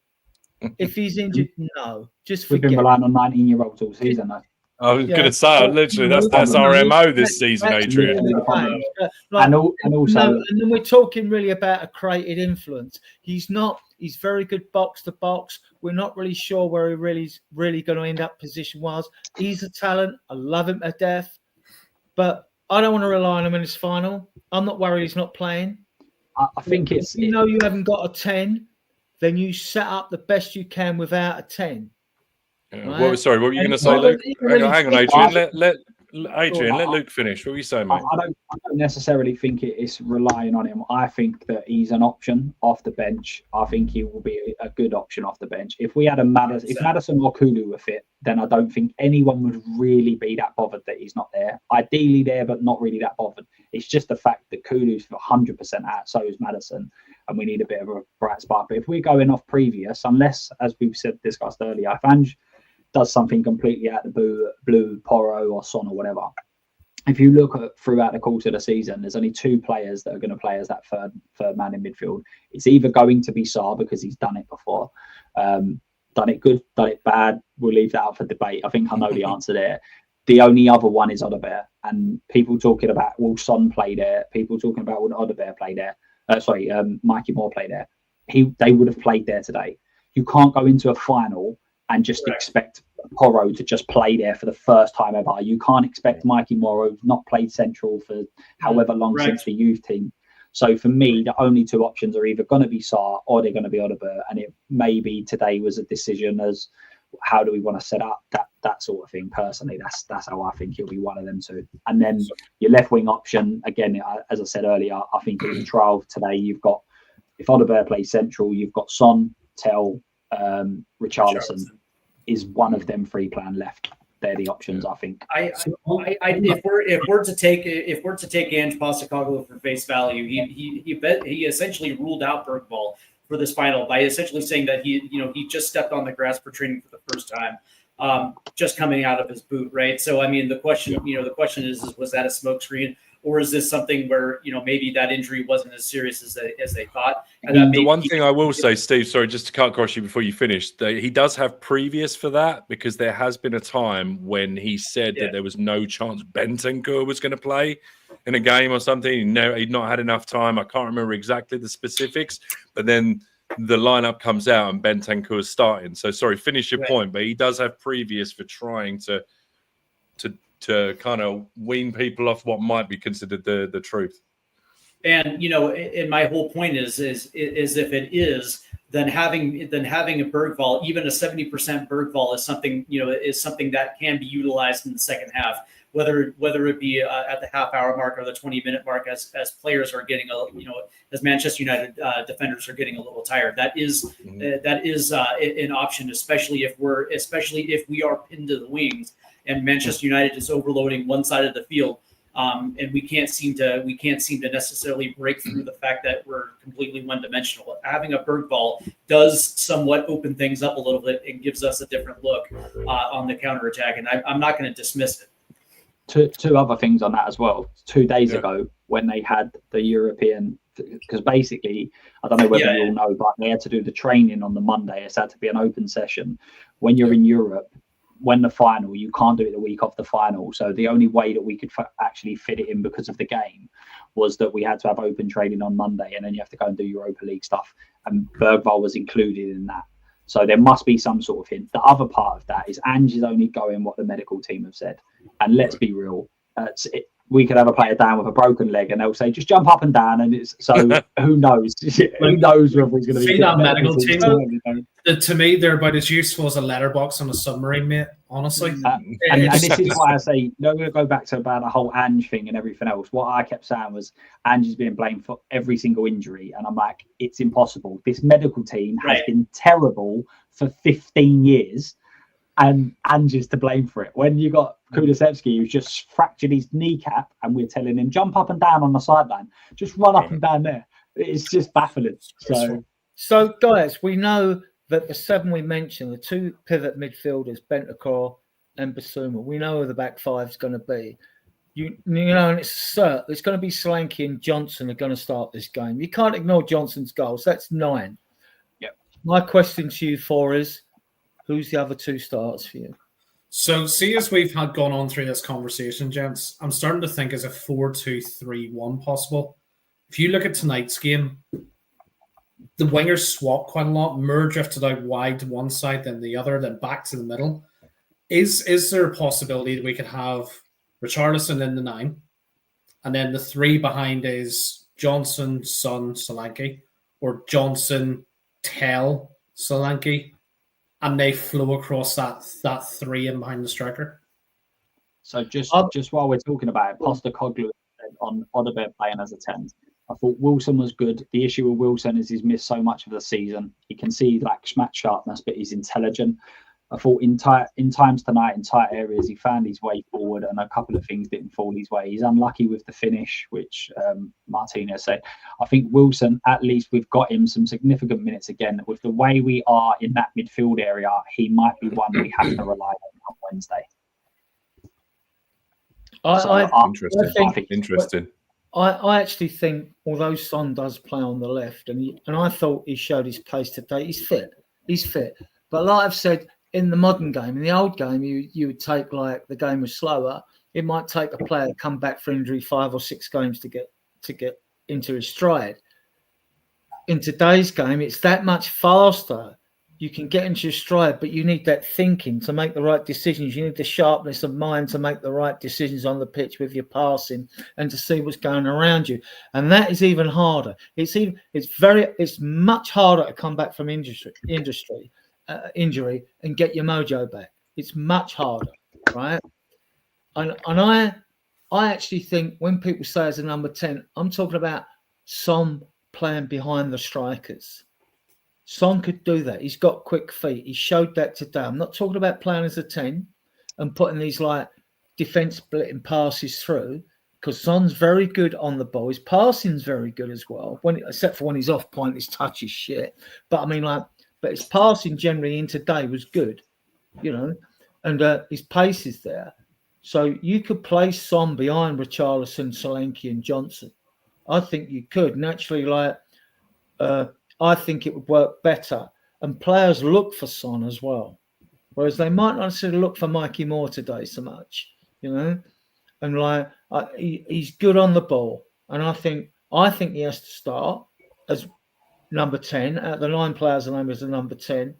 The 11th player, well, do you play Richarlison, or do you play a Tell or an Odobert? I think you need Richarlison up against Maguire. I think you need somebody to go up against him physically. And they're slow at the back as well. They are treacle at the back, right? And given the physicality of, both Richarlison and Solanke can bully defenders. They can bully them. If Johnson's on the right and you've got Solanke and Richarlison on the left, and Richarlison would give you more protection down the left-hand side with your doggy, right? So, I mean, I'd be quite happy with that as a lineup, but I think he's going. I think he's going Odobert, and then I think he'll go Richie in the 10. Yeah, Odobert in the 10, Richie on the left, and then Solanke, Johnson, and Son on the bench. Solanke, Johnson, the 9 that we said, and then I think it would Odobert behind. Yeah, I mean, look. Then you bring in Son off the bench against the top, what would be a tight defense. Tell off the bench as well with his pace. Tell off the bench. So basically, that's why I think it'd go. The only problem with Richie coming off the bench is that if you need to have a focal point, with Richie starting, is if you need a focal point, you're going for it last minute. You don't really have like a target man to bring on, and Richie probably is he going to last that format? But that's what I think he'll do, because as you've rightly pointed out, Blaine, apparently that is a big weakness of theirs, is that back post, because the wing back kind of leaves it. He's not doing that defensive duties, and then you've got the right centre back. Right. Today they played Shaw left centre back. So if someone's out, then obviously you've got him playing centre back when really he's a wing back. So I personally, I think it's Odobert, Richarlison, and a 9 we've suggested. Oh, look, I wouldn't worry. See if we're chasing a goal last minute. Kevin Danso one for Johnson. There's a there you go. He was our best player today, I thought. He was. So we're basically talking like you got the 9 because you've got Solanke and Johnson, definitely. You can't ignore the goals. And now we're picking 2 from Son, Odobert, and Tell. Sarr as well. If you think Sarr, if he's going to go, I think Sarr will be kept. I think he'll be kept because of his energy. I think he'll be kept deliberately for the second half, tactically as well. I think that's been one of our biggest problems this year, is the amount of times I've seen the starting 11 and gone, well, he's coming off after 60, he's coming off after 55 because he's not fit enough, or Right. And that's one of our biggest problems, is that we almost can't just play an 11 and expect him to be able to get through. It's almost like he's definitely going to have to cut it. Will he, like Richarlison, will he last that, man? Start, he's got an injury today. It feels like we're doing that every single game. But look, the thing about Sarr, which you raised, one thing, I mean, like, he's got 6 goals and 3 assists this season. Yeah. He does score in big games, and he can score from outside the box like he did against Man City and all that. Like, and he does have a habit of doing that. And, like, I like him. He doesn't always look exciting. He's got a bit of the Vieira about him. I hope he turns into a Vieira, right? But, I mean, I like the player. He's still developing. Steve, what do you think the 2 players from these 2 mystery players are? Who do you think fits in? I think it's going to be Richarlison on the left and Sonny starting underneath the start, and especially with the way that Spurs like to attack up the left hand side with Udogie making that overlap. It does allow Sonny to come trip a little bit more to left to be able to ping balls in, almost like Madison playing that Madison role, because Richarlison is naturally going to drift a little bit more centrally, so you're going to be able to have that cross threat with both Udogie and Sonny. But that being said, they're also able to shift depending on exactly the way that Manchester United adjusts as well too. So so Richarlison can play a little bit more centrally as Sonny drifts out even farther left. But that being said, I think it starts with Sonny kind of playing that Madison role to begin with, and just to kind of get a feel of how they're going to be attacking down that left hand side, because it's going to happen. They're going to primarily try to shoot down that left hand side. They're going to try to overload, and it just kind of naturally makes sense with the way that Richarlison does like to drift a little bit, and that's just the way that I see that playing out. Do you guys think? Would you be averse to playing 4-4-2 or 4-4-1-1? Or what we got?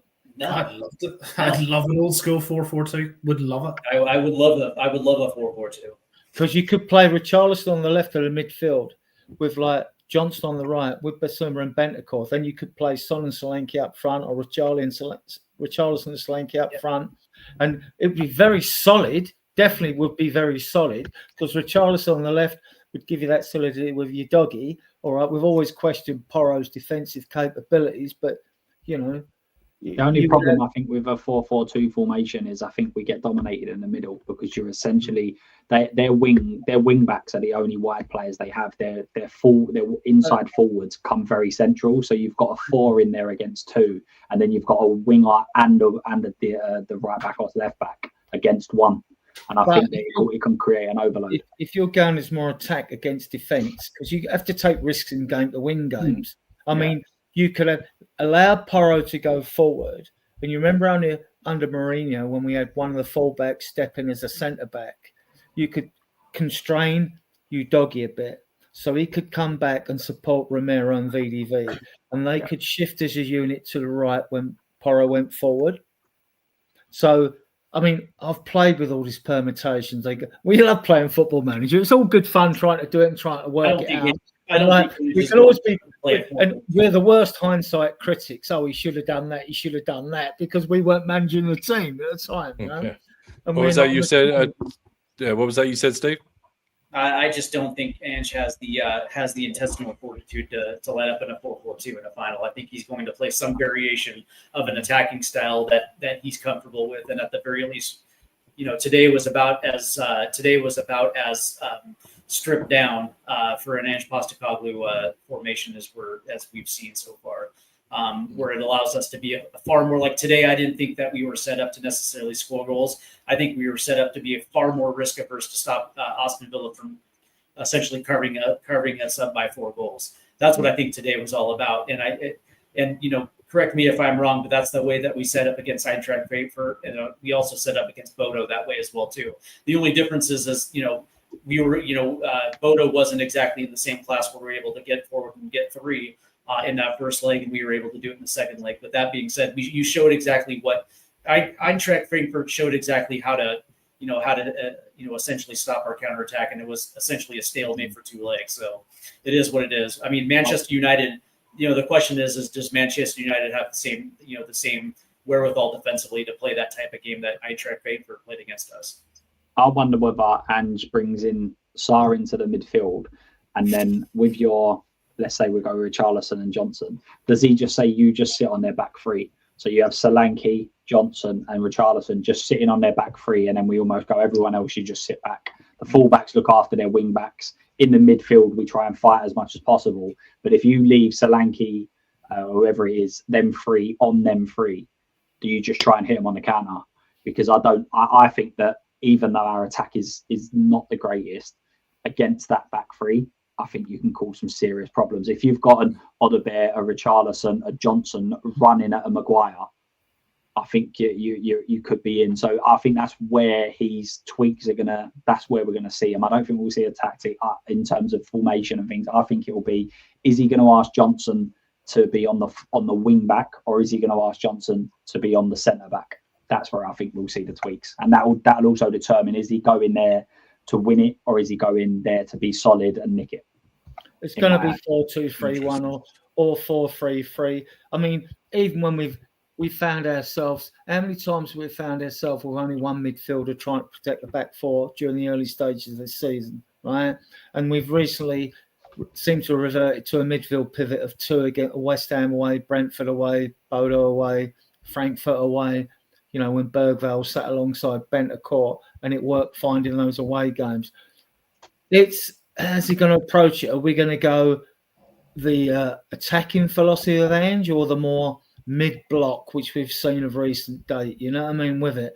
And whether you say 4-3-3 or 4-2-3-1, really, it's the same, really. 4-2-3-1 and 4-3. And to be honest with you, mate, even a 4-4-1-1, like a 4-3-3 can quite easily be a 4-4-1-1. Like if you're coached well, the 4-2-3-1 to 4-3-3 to 4-4-1-1, it is all pretty interchangeable. And I think, as we alluded to earlier, if you looked at a top down and you look at, the charts that they bring out now, you look at the average position of a player. You look at that for most games, it's basically a big blob in the middle with a couple of guys up front. I don't know if the shape isn't really that much of a shape. But yeah, I want to just touch on one last thing, because I think people have been mentioning it the last week or so, and I kind of want to get your takes on it. I've got my own opinion, but I'm going to leave it up to you guys. I've heard this question a couple times. What's wrong with Jed? Blaine, I'll let you start us off. And I guess we've been going for an hour and 40 minutes, so we'll probably, give it another 20 minutes. And unless anyone's got anything else riveting to bring up, we'll kind of wrap it up. But I'm really interested, because obviously the Jed Spence thing, he was left out at the beginning of the season, and everybody was complaining that, he had every right to start. He should have been our starting right back, apparently, beginning of the season, is what I can gather from the rhetoric that was going around. He was so hard done by from Ange. Then he comes and saves our bacon at Coventry. Then obviously everybody gets injured, so he's a bit of a mainstay in the team. He does really well. And now the narrative is that Udogie came back and Jed's been dropped, and we haven't seen him since. And now Jed's really upset that he's playing in the second string. That's kind of what I'm getting between the lines. And subsequently, his form has dropped off. What is your take on that narrative? Is it right? Is it wrong? What's your 2 cents, Blaine? It might be a bit of a long-winded answer, so let me form this out. Go for it. You're fine. I think you're absolutely correct in what you said at the start of the season. You cannot dismiss when Jed came into the squad. He saved our bacon at Coventry for a start, right? Yep. Didn't get another chance for a while. Whether that was injury related, whether that was Ange related, form, we'll leave that up to speculation. When he came in and was a regular starter on the left, he looked so effective for us. I think the problem is now that Udogie has come back and is putting in decent performances, and we're putting him more on the right-hand side to compensate for Pedro Porro.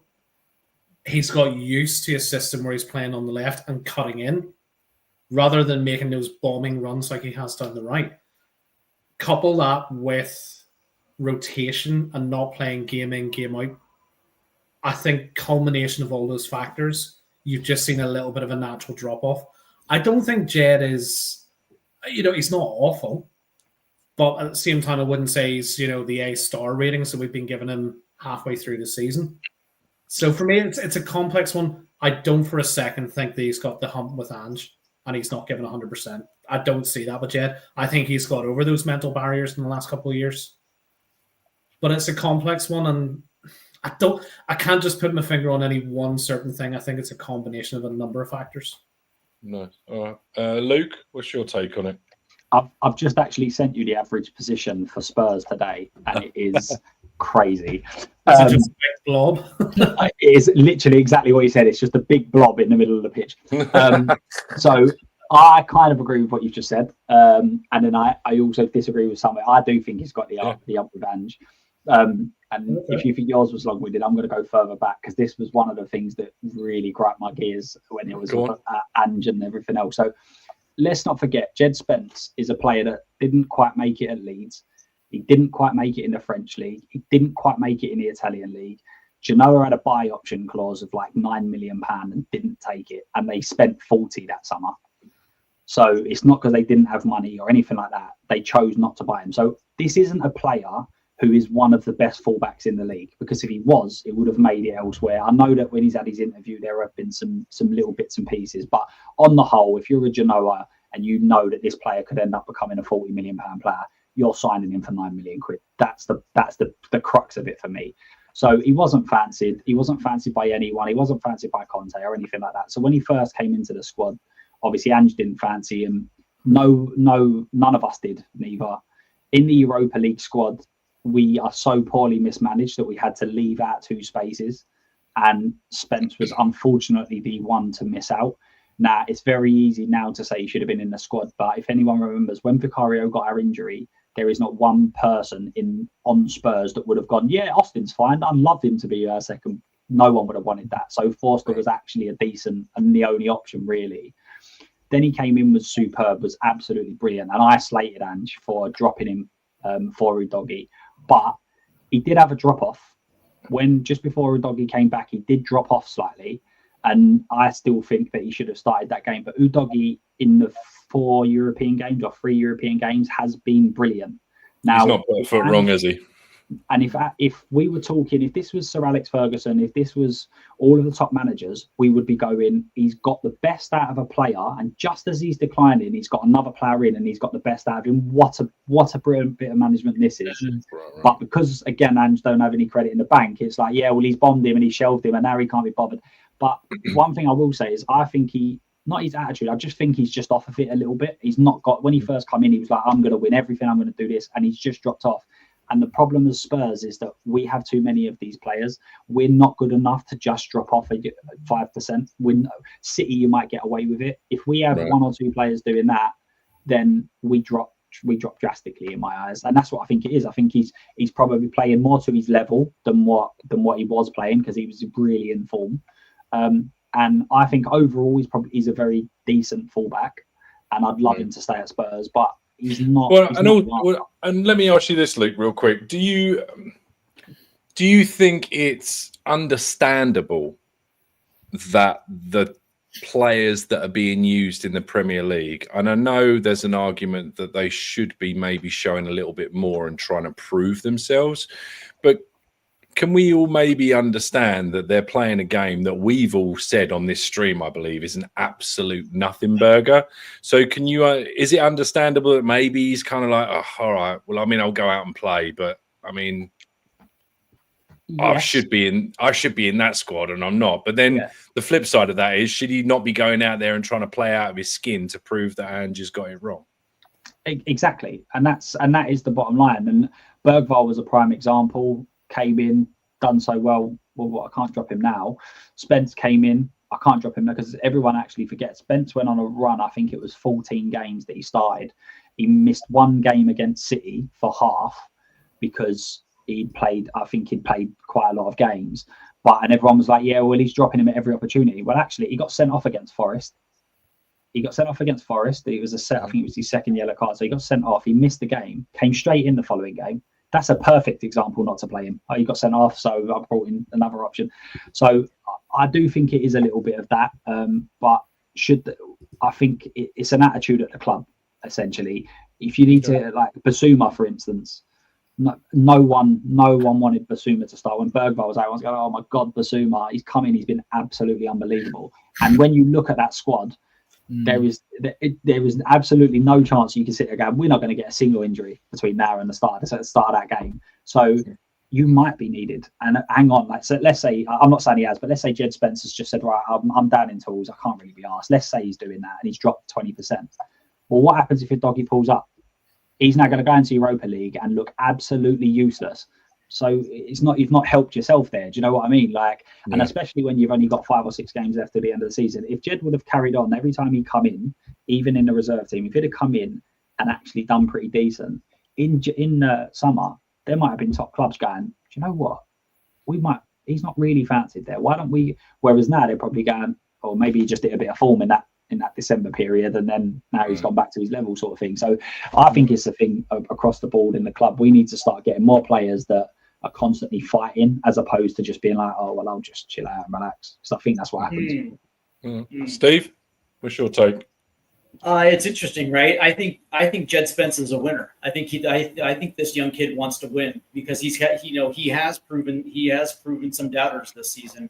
And I think when he was thrust into the starting 11, playing on that left side next to Ben Davis and then Archie Gray at certain points, and having that continuity and chemistry on that left-handed side, he was able to be in a position where he was able to not only play well, but also make the argument that this is not going to be a position where somebody's going to walk in from injury straight into the starting 11. Whereas, Romero, Van de Ven, and Solanke all walked right back into it. Jed Spence was making a case where, he should not be in a position to be rotated. This should be something where, his play has deserved the right to continue on starting. And I think when that happened and when that decision was made that Udogi's coming right back into the starting 11, I think that also mentally affected him a little bit. Whereas when he does come, he's not back on the left-hand side. He's back on the right-hand side where he's playing next to a Kevin Danso, who where he's probably not training with. And then also, what was it today? Mikey Moore on the right. So there's not a lot of continuity. There's not a lot of what's the word I'm looking for? Chemistry between that. And over the last couple of games, when you're looking at Jed Spence being caught out of position, you're wondering whether or not some of these guys are on the same page. Whether one was supposed to zig or the other was supposed to zag, covering space, and that just wasn't the case, right? And so you look at his body language on the field, and he looks absolutely pissed off. Because he thought he was going to make an inverted move when really he needed to play back. That being said, I also think because of the fact that he probably feels slighted, there probably is some issues with Ange Postecoglou. He probably does feel disrespected, but never once do I think that he's going to take that out on his manager by playing 20% less. Like he's going to be like a spoiled young kid with the ball. Like, nah, I'm going to take this ball home and. I would never ever accuse a player of doing that. I just think it's a situation where Jed Spence definitely thought that he deserved to continue to stay in his starting role, and Ange Postecoglou felt different. And I think that maybe there's some type of maybe there might be a mentality that Jed Spence has where maybe he's just not exactly happy. And unhappy players tend to play a little bit. And I do agree with you that there has been a drop off in his play, and I don't think it's necessarily because he's doing it on purpose. I just think that he's probably playing at the level that he probably should be playing 100%. I definitely agree with that. Is there an argument, Adrian, and I'm just saying this because it popped in my head, it's not something I necessarily believe, but is there a possibility that Spence looked better than he was because he had Ben Davies and Archie Gray beside him? No, I think he's shown potential. Even at Forest as well, there was a question of attitude. The manager at Middlesbrough at the time, I think he killed that, as Luke alluded to, when he was out in France and Italy, and Gino had an opportunity of buying him for £8.5 million it was. And I think we've got a £50-60 million player there. I don't think there's any conflict. He's a confessed Spurs fan. He signed a contract in the summer recently after his bad treatment under Conte. He wouldn't even give him a look at, right? And so I don't think that's an issue at all. And on the left, we know if you go by last season, you look how good Udogie was last season, right? We're all ranting about he's going to be one of the top 5 left backs on the planet, right?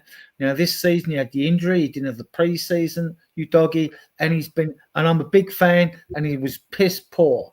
But recently, against Eintracht Frankfurt and other games, Udogie's got it back. With Ange, I just think it's just a preference, and I think it's tactical. And on the right, and the reason he ain't getting in because on the right, although we've always questioned Porro's defensive capabilities at time, Porro gives you that bit of an edge going forward with the crosses, the odd goal, getting in a position and all that. And I just think Ange just prefers those two. I don't think there's anything sinister behind this or any conflict. I just think it's a question of preference when they're fit. At the moment, Porro's in front of Spence on the left because he's more suited there anyway. Porro's more suited on the right for Ange's system, the way Ange wants to play, and Udogie's more suited on the left. I just think it's as simple as that. We can try and complicate it by reading into it different angles on this, that, and the other, whether a player's happy or not, and all the rumours that come out of the club all the time. You know, Maddison wants to go now and all this old shit. I don't believe any of it, right, until it becomes concrete news, you know. So I just think it's that. And if we got another fullback in, suppose we get Van der Sar, who we've been linked in at right back, right? Then you're going to have speculation, that he wants to go and all that. And then maybe then Ange might think of him, he has done well on the left, even though he had a brainstorming game against Arsenal in the FA Cup when he was playing for Forest, right? So So now we got a right back in. So what's happened with Spence now, you know? And then the media will be wanting to sell him as well. I just think it's like Ange has got he probably knows his preferred 11 when everyone's fit. So let's say not 11, it shouldn't be 11. Ideally, it should be his preferred 16, 18, really, out of a squad of 25.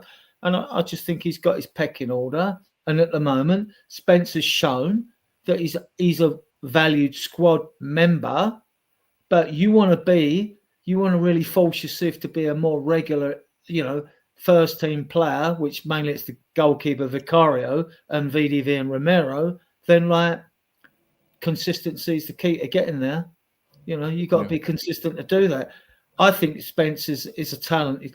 And it's interesting today I was reading an article and saying, I forget which Spurs player was saying, he's only the second fastest player after VDV. Okay. And we've seen how well he did against. And one thing I would criticise Ange on, when we played Liverpool recently and got stuffed a couple of games, remember in the cup game or league game at home, he marked Salah out the game. Yeah. And I thought, next time we play Liverpool, he'll play Spence there again. But he didn't. You know, but he didn't. He did a job on Mbeumo as well this year, didn't he? Because there was that joke going around that his pockets were too full for anything else for him to carry. So, and he has I don't know. He has got the pace to get out of trouble, whereas Udogie's got the muscle. I mean, he's a tank, right? Well, and somebody mentioned in the chat, Chinwag Spurs, big up. He says that Spence is better attacking and defending than Udogie. I mean, on his day. And they want to Luke's shaking his head. Go on, Luke. On their day, defensively, he's superb. Defensively, one-on-one defending is absolutely brilliant. But what people when people talk about defending, they look at your Mo Salah one-on-one, absolutely superb. They completely forget like the goal against Bournemouth when everyone slaughtered Porro for being up the pitch, when actually Jed Spence was right by his man. He let him run off of him and he scored. So there's different ways of defending. You've not just got your one-on-one defending, you've also got your tactical picking up runners, positional play. Yeah. So I think out of the three of them, as an average, he's probably the best at defending. But on their day, Udogie and Porro are absolutely incredible. Porro is I think since he made his debut, no one's made as many assists as him in the Premier League. So he's got a better record than Trent. Trent's just gone to Real Madrid. So in terms of what he does, and sometimes like when you've got a player like that, similar to like Liverpool, when you've got a player that's like Porro, you you need to realise where the deficiencies are and cater the team to stop the deficiencies being seen. And I think Udogie offers brilliant width on that left hand side, pace, power.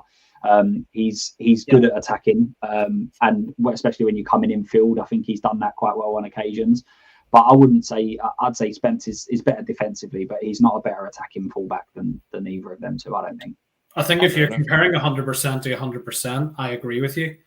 Where I see the problem, though, is when you get a drop-off in form, Udogie seems to drop a lot more than Spence does. Spence's average, to me, is it's still better than an average Udogie, for example. No, I agree, but that's why I think when I was streaming and the game was it was on a Thursday when I streamed, and that's actually obviously when we was playing Europa League. So when I found out he'd been dropped, I was like, Spence should absolutely not be dropped. And then when we went on stream, I went, can we just all talk that no one's mentioned Jed Spence here? Because it wasn't a conversation, because Udogie had done so well and had continued to do so well. So it's less of a conversation. When you've looked at our defenders, because we've conceded so many sloppy goals this season, it's great to say Spencer's good at marking Salah, Udogie's good at marking so-and-so, right? But how many goals have we conceded where our fullbacks haven't tracked the runner, or the positional play at corners or in the penalty area has been fucking poor, right? And they're both guilty of that.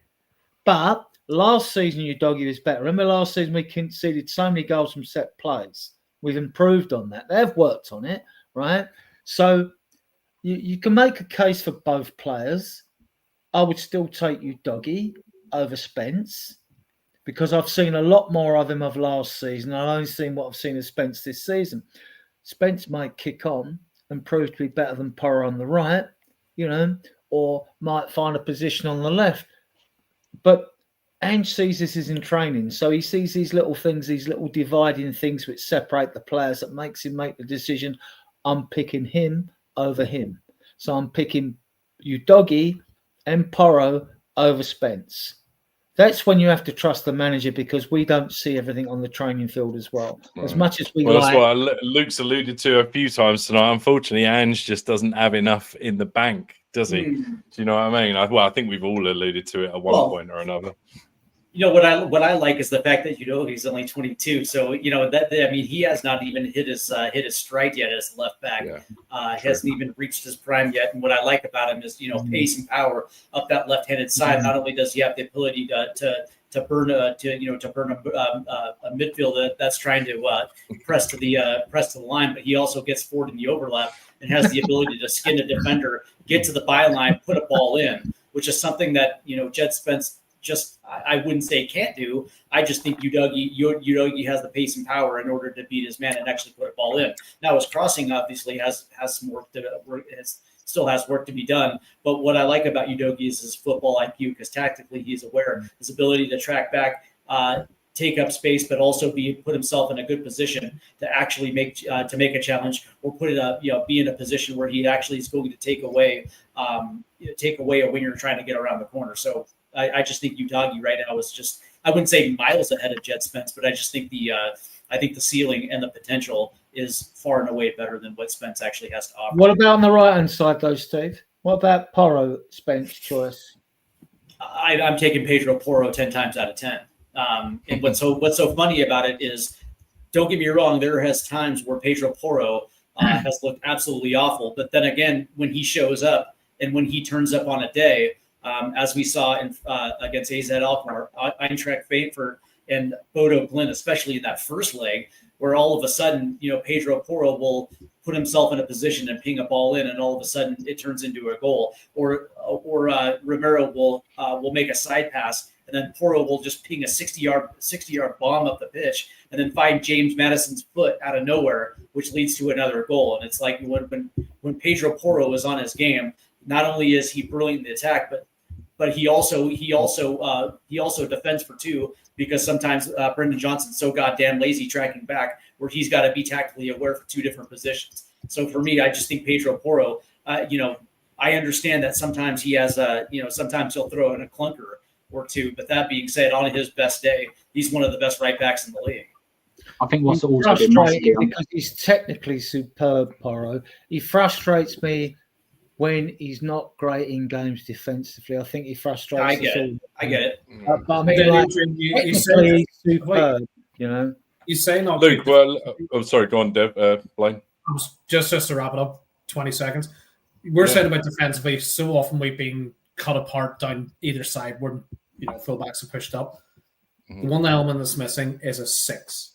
You slot a 6 in to split the 2 centre backs to cover for that situation, and I think we can see 15 goals less this season. Or the double pivot, right. is what he's gone to. Sorry, what was that, Luke? Double pivot. You either have a monster 6 or you bring in a double pivot, which is what. And so there is. I completely agree with you, Blaine, what you said earlier. You are probably going to get more 7s out of 10 from Jed Spence than you will with Doggy. But Udoggy's ceiling, as you say, he's higher, but then he's also lower. But that is, and that also could play into the fact of where Jed for me is better on the left hand side. That's my opinion. And the way he plays the left hand side to Udoggy is completely different. Now, if you've got your defense, you've got your 2 double pivots. Do you need Jed almost sitting there more like an inverted fullback as opposed to being a full fullback flying up and down the wing? So maybe just what we need now, because of the slight changes in formation, is what Jed offers exactly what you need, because I think all 3 of them offer something slightly different. But I think Pedro Porro is almost like an unsung hero this year. People forget that every single first team player has been ruled out, and not just for a couple of games. We're talking 5-6 game stretches. Porro has been there for every single game, and there has been so many games where I've watched him, and after 55 minutes I'm going, how are you running? Because you look like you've absolutely been finished for the last him and Decky before he was injured. And I think with Romero not being there and the coverage, and then it being Archie Gray, Dragusin, I think Porro's game and the weaknesses in game have almost been highlighted, because he's not been fit enough to get back as much as he probably can, because he's playing so many games, and then he's not got Romero behind him. So I think that, again, similar to what we talk about with Liverpool and Trent, like, you've got someone there that can create out of nothing in an area that's really difficult to kind of charge down. So you need to adapt your team to be able to fit perfectly and let Porro do his thing. So I don't think Spence gets in at right back. I think he is an argument. What I do like about him is, like, especially in robotic football, is Porro's willing to take the chance with them crosses, even if they don't work off. I mean, Maddison does it, takes a lot of stick, but you have to keep Maddison as a squad member, because he's so talented, although he's frustrating as well. But we're always as fans, we're always looking for perfection, aren't we? It's not out there, right? But Porro, he'll take risks. I like that. Poch said that when he was at the club. He said, I want you to take risk in the final third. What have you got to lose by taking a risk in the final third? That's what frustrates me, when players get down to the wing and they won't put the ball in the box, right? The minute you've got someone, you've got to have someone in there, right? And a lot of times there isn't someone in there, or there's only one player in there. But take that risk. And if that means taking that risk, take the player and we'll take him on. Like Aaron Lennon used to. Get the free kick then. Or whatever. It's so risk-averse, football nowadays. It's all like playing it safe and being, it's just... It's playing the averages, Adrian, isn't it? Yeah, it's just... But I like Spence. I definitely think he's certainly not someone I'll be looking to sell or anything like that. I think them 3 options are good. Our 3 options, right? You've Spence, who's 24. You've Pedro Porro, who's 25, and you Dougie, who's 22. Bloody hell, none of them have peaked yet. Yeah. And then when we get in the structure in the team, like, as I say, I've backed Ange, not as much recently, but I've backed him. And if you get a structure in place where you've got that double pivot, which is that's exactly what I was calling out for. I was going, you don't invert them both, invert one. Not on both at the same time. If you just brought another midfielder slightly closer together and that double pivot, you're going to completely revolutionise the way we play and the way we defend. But just I know I've gone off topic here, but did you know that Villa have only kept 8 clean sheets this year? We've kept 6. Yeah. So Villa are in the so. And I'm a big fan. I'm a big fan of double pivot. You see a lot in Italy. They call it like the block of 4. You've got your 2 centre backs and your 2 holding midfielders. It doesn't mean they can't go forward, but they're there when you need them defensively. And I just think it means that then you've got your left-sided midfielder can break left and cover if like your doggy's going forward, and the right side can cover for Porro when he goes forward. And I don't get the fact that footballers, I don't care if you're as thick as shit, but you're a footballer, you haven't got that nous to see things and how things are happening in a game, that you've got to be told and programmed like a fucking robot when you're on the football field. Just does my head in, does it? You know what I mean? Because I think like this is like, can't you even think for yourself? I mean, if you can't think for yourselves, others do your thinking for you. And like I'm thinking like, why can't you see that? And I don't like the fact that, and I get it, he plays two wide wingers that hug the touchline. We get a lot of criticism of Brennan Johnson. Right, I get the criticism. Oh, we don't track back. He don't do that. But you don't tell me after all this league season that those wingers aren't told to hug that touchline. I am not having it, because even if you're Brennan Johnson, you're a footballer. When your team's struggling, you naturally come back. Harry Kane did. He would come back and help out, clear goal line clearances off the, Even Richarlison and Solanke have been doing that as well when they've been in the squad. Even Lucas Moura used to do it. Lucas Moura, he was 5'0". Yeah, that's very true. I mean, you need an out ball. You do need an out ball, but then we've got 6 coaches, at Spurs, and Rob Birch is the goal coach. There's 5 other coaches, right? And Ange, who tells the coaches what to do. I've seen improvements in defending set pieces. You'll always see things that catch your attention when you think, when you try something from a set piece or a free kick. I've seen slight, nowhere near enough what I want to see. Throw-ins are an absolute shit show. Our throw-ins are an absolute shit show. I mean, and I was talking to Chris Cowlin about this a couple of seasons ago, and he laughed at me. And I said, well, they had a coach from Northern Ireland who was a set piece coach. He went to Villa. Liverpool was supposed to have someone who helped coach and do coaching drills on throw-ins. When we get a throw-in, we ain't got a fucking clue what to do with the ball. We just are totally clueless. Now, so I'd be saying like, well, who's got the longest throw in this club? And we'd go, like, well, we don't know. Well, let's find out, right? Let's get everyone on the field. Usually it used to be the big guy like Chivers or something who's got the longest arms, who's got the longest angle. We're going down another one of your rabbit holes, Adrian. Yeah. Rory Delap. It pisses me off. Rory Delap. Yeah, let's get a Rory Delap in. Sign your boy from Tamworth, who we played earlier in the season. Tommy Tonks. Yeah, there you go. Well, I tell you what, boys, we've been going for 2 hours, 12 minutes or so, and I've actually got to get off soon because I've got something I've got to get on to. See you in the back room, guys. Yeah, well, what I'll do, I wanted to just give everyone the opportunity to shout out their channels. Luke, Blaine, really appreciate you guys coming on. Obviously, Steve, a bit more of a regular, but appreciate you as well. Well, we'll start with you, Luke. Obviously, we've got you over at Spotlight on Spurs, banner down below. Yeah. Everybody here, please go over and, get over, check him out, give him a subscribe. He's got some great stuff over there. What you got planned for this week for the final? Anything going on? Yeah, I'm actually going into. I've been approached to go on to the Sun studio. Awesome. UK newspaper, so I'm going to do a watch along over on their channel, awesome. So that's going to be pretty cool, and because I've been worried about and sorted about that, I haven't actually sorted out my channel yet, but we'll be going live on Thursday. We'll be going live 9:30 on Thursday evening. Luke, can you ask him to bring page 3 back? I've got I'll put it on a little note. I'll leave it as a special request. Brilliant. Well, thanks very much for coming on, mate. I really enjoyed chatting with you, and I think you've got some great points that you bring up. And yeah, we'd love to get you back. Hopefully, as Europa League winners. So we shall see. I'm going to do as many channels as possible once we get Europa League winners. I know, right? Yeah, exactly. For the next 18 years when we win nothing. Right. Mr. Steve, Stateside Footy. What have you got on the channel coming up? Yeah, well, tomorrow morning we have our usually Saturday morning Spurs conversation, and we are going to quickly recap today's match against Aston Villa. I don't think we necessarily need to go over it because we have a Europa League final coming up in just a few days, so the focus will be completely on the Europa League final. And then, of course, in the evening, we have our MLS live stream featuring the absolute thrilling, the thrilling tale of Major League Soccer.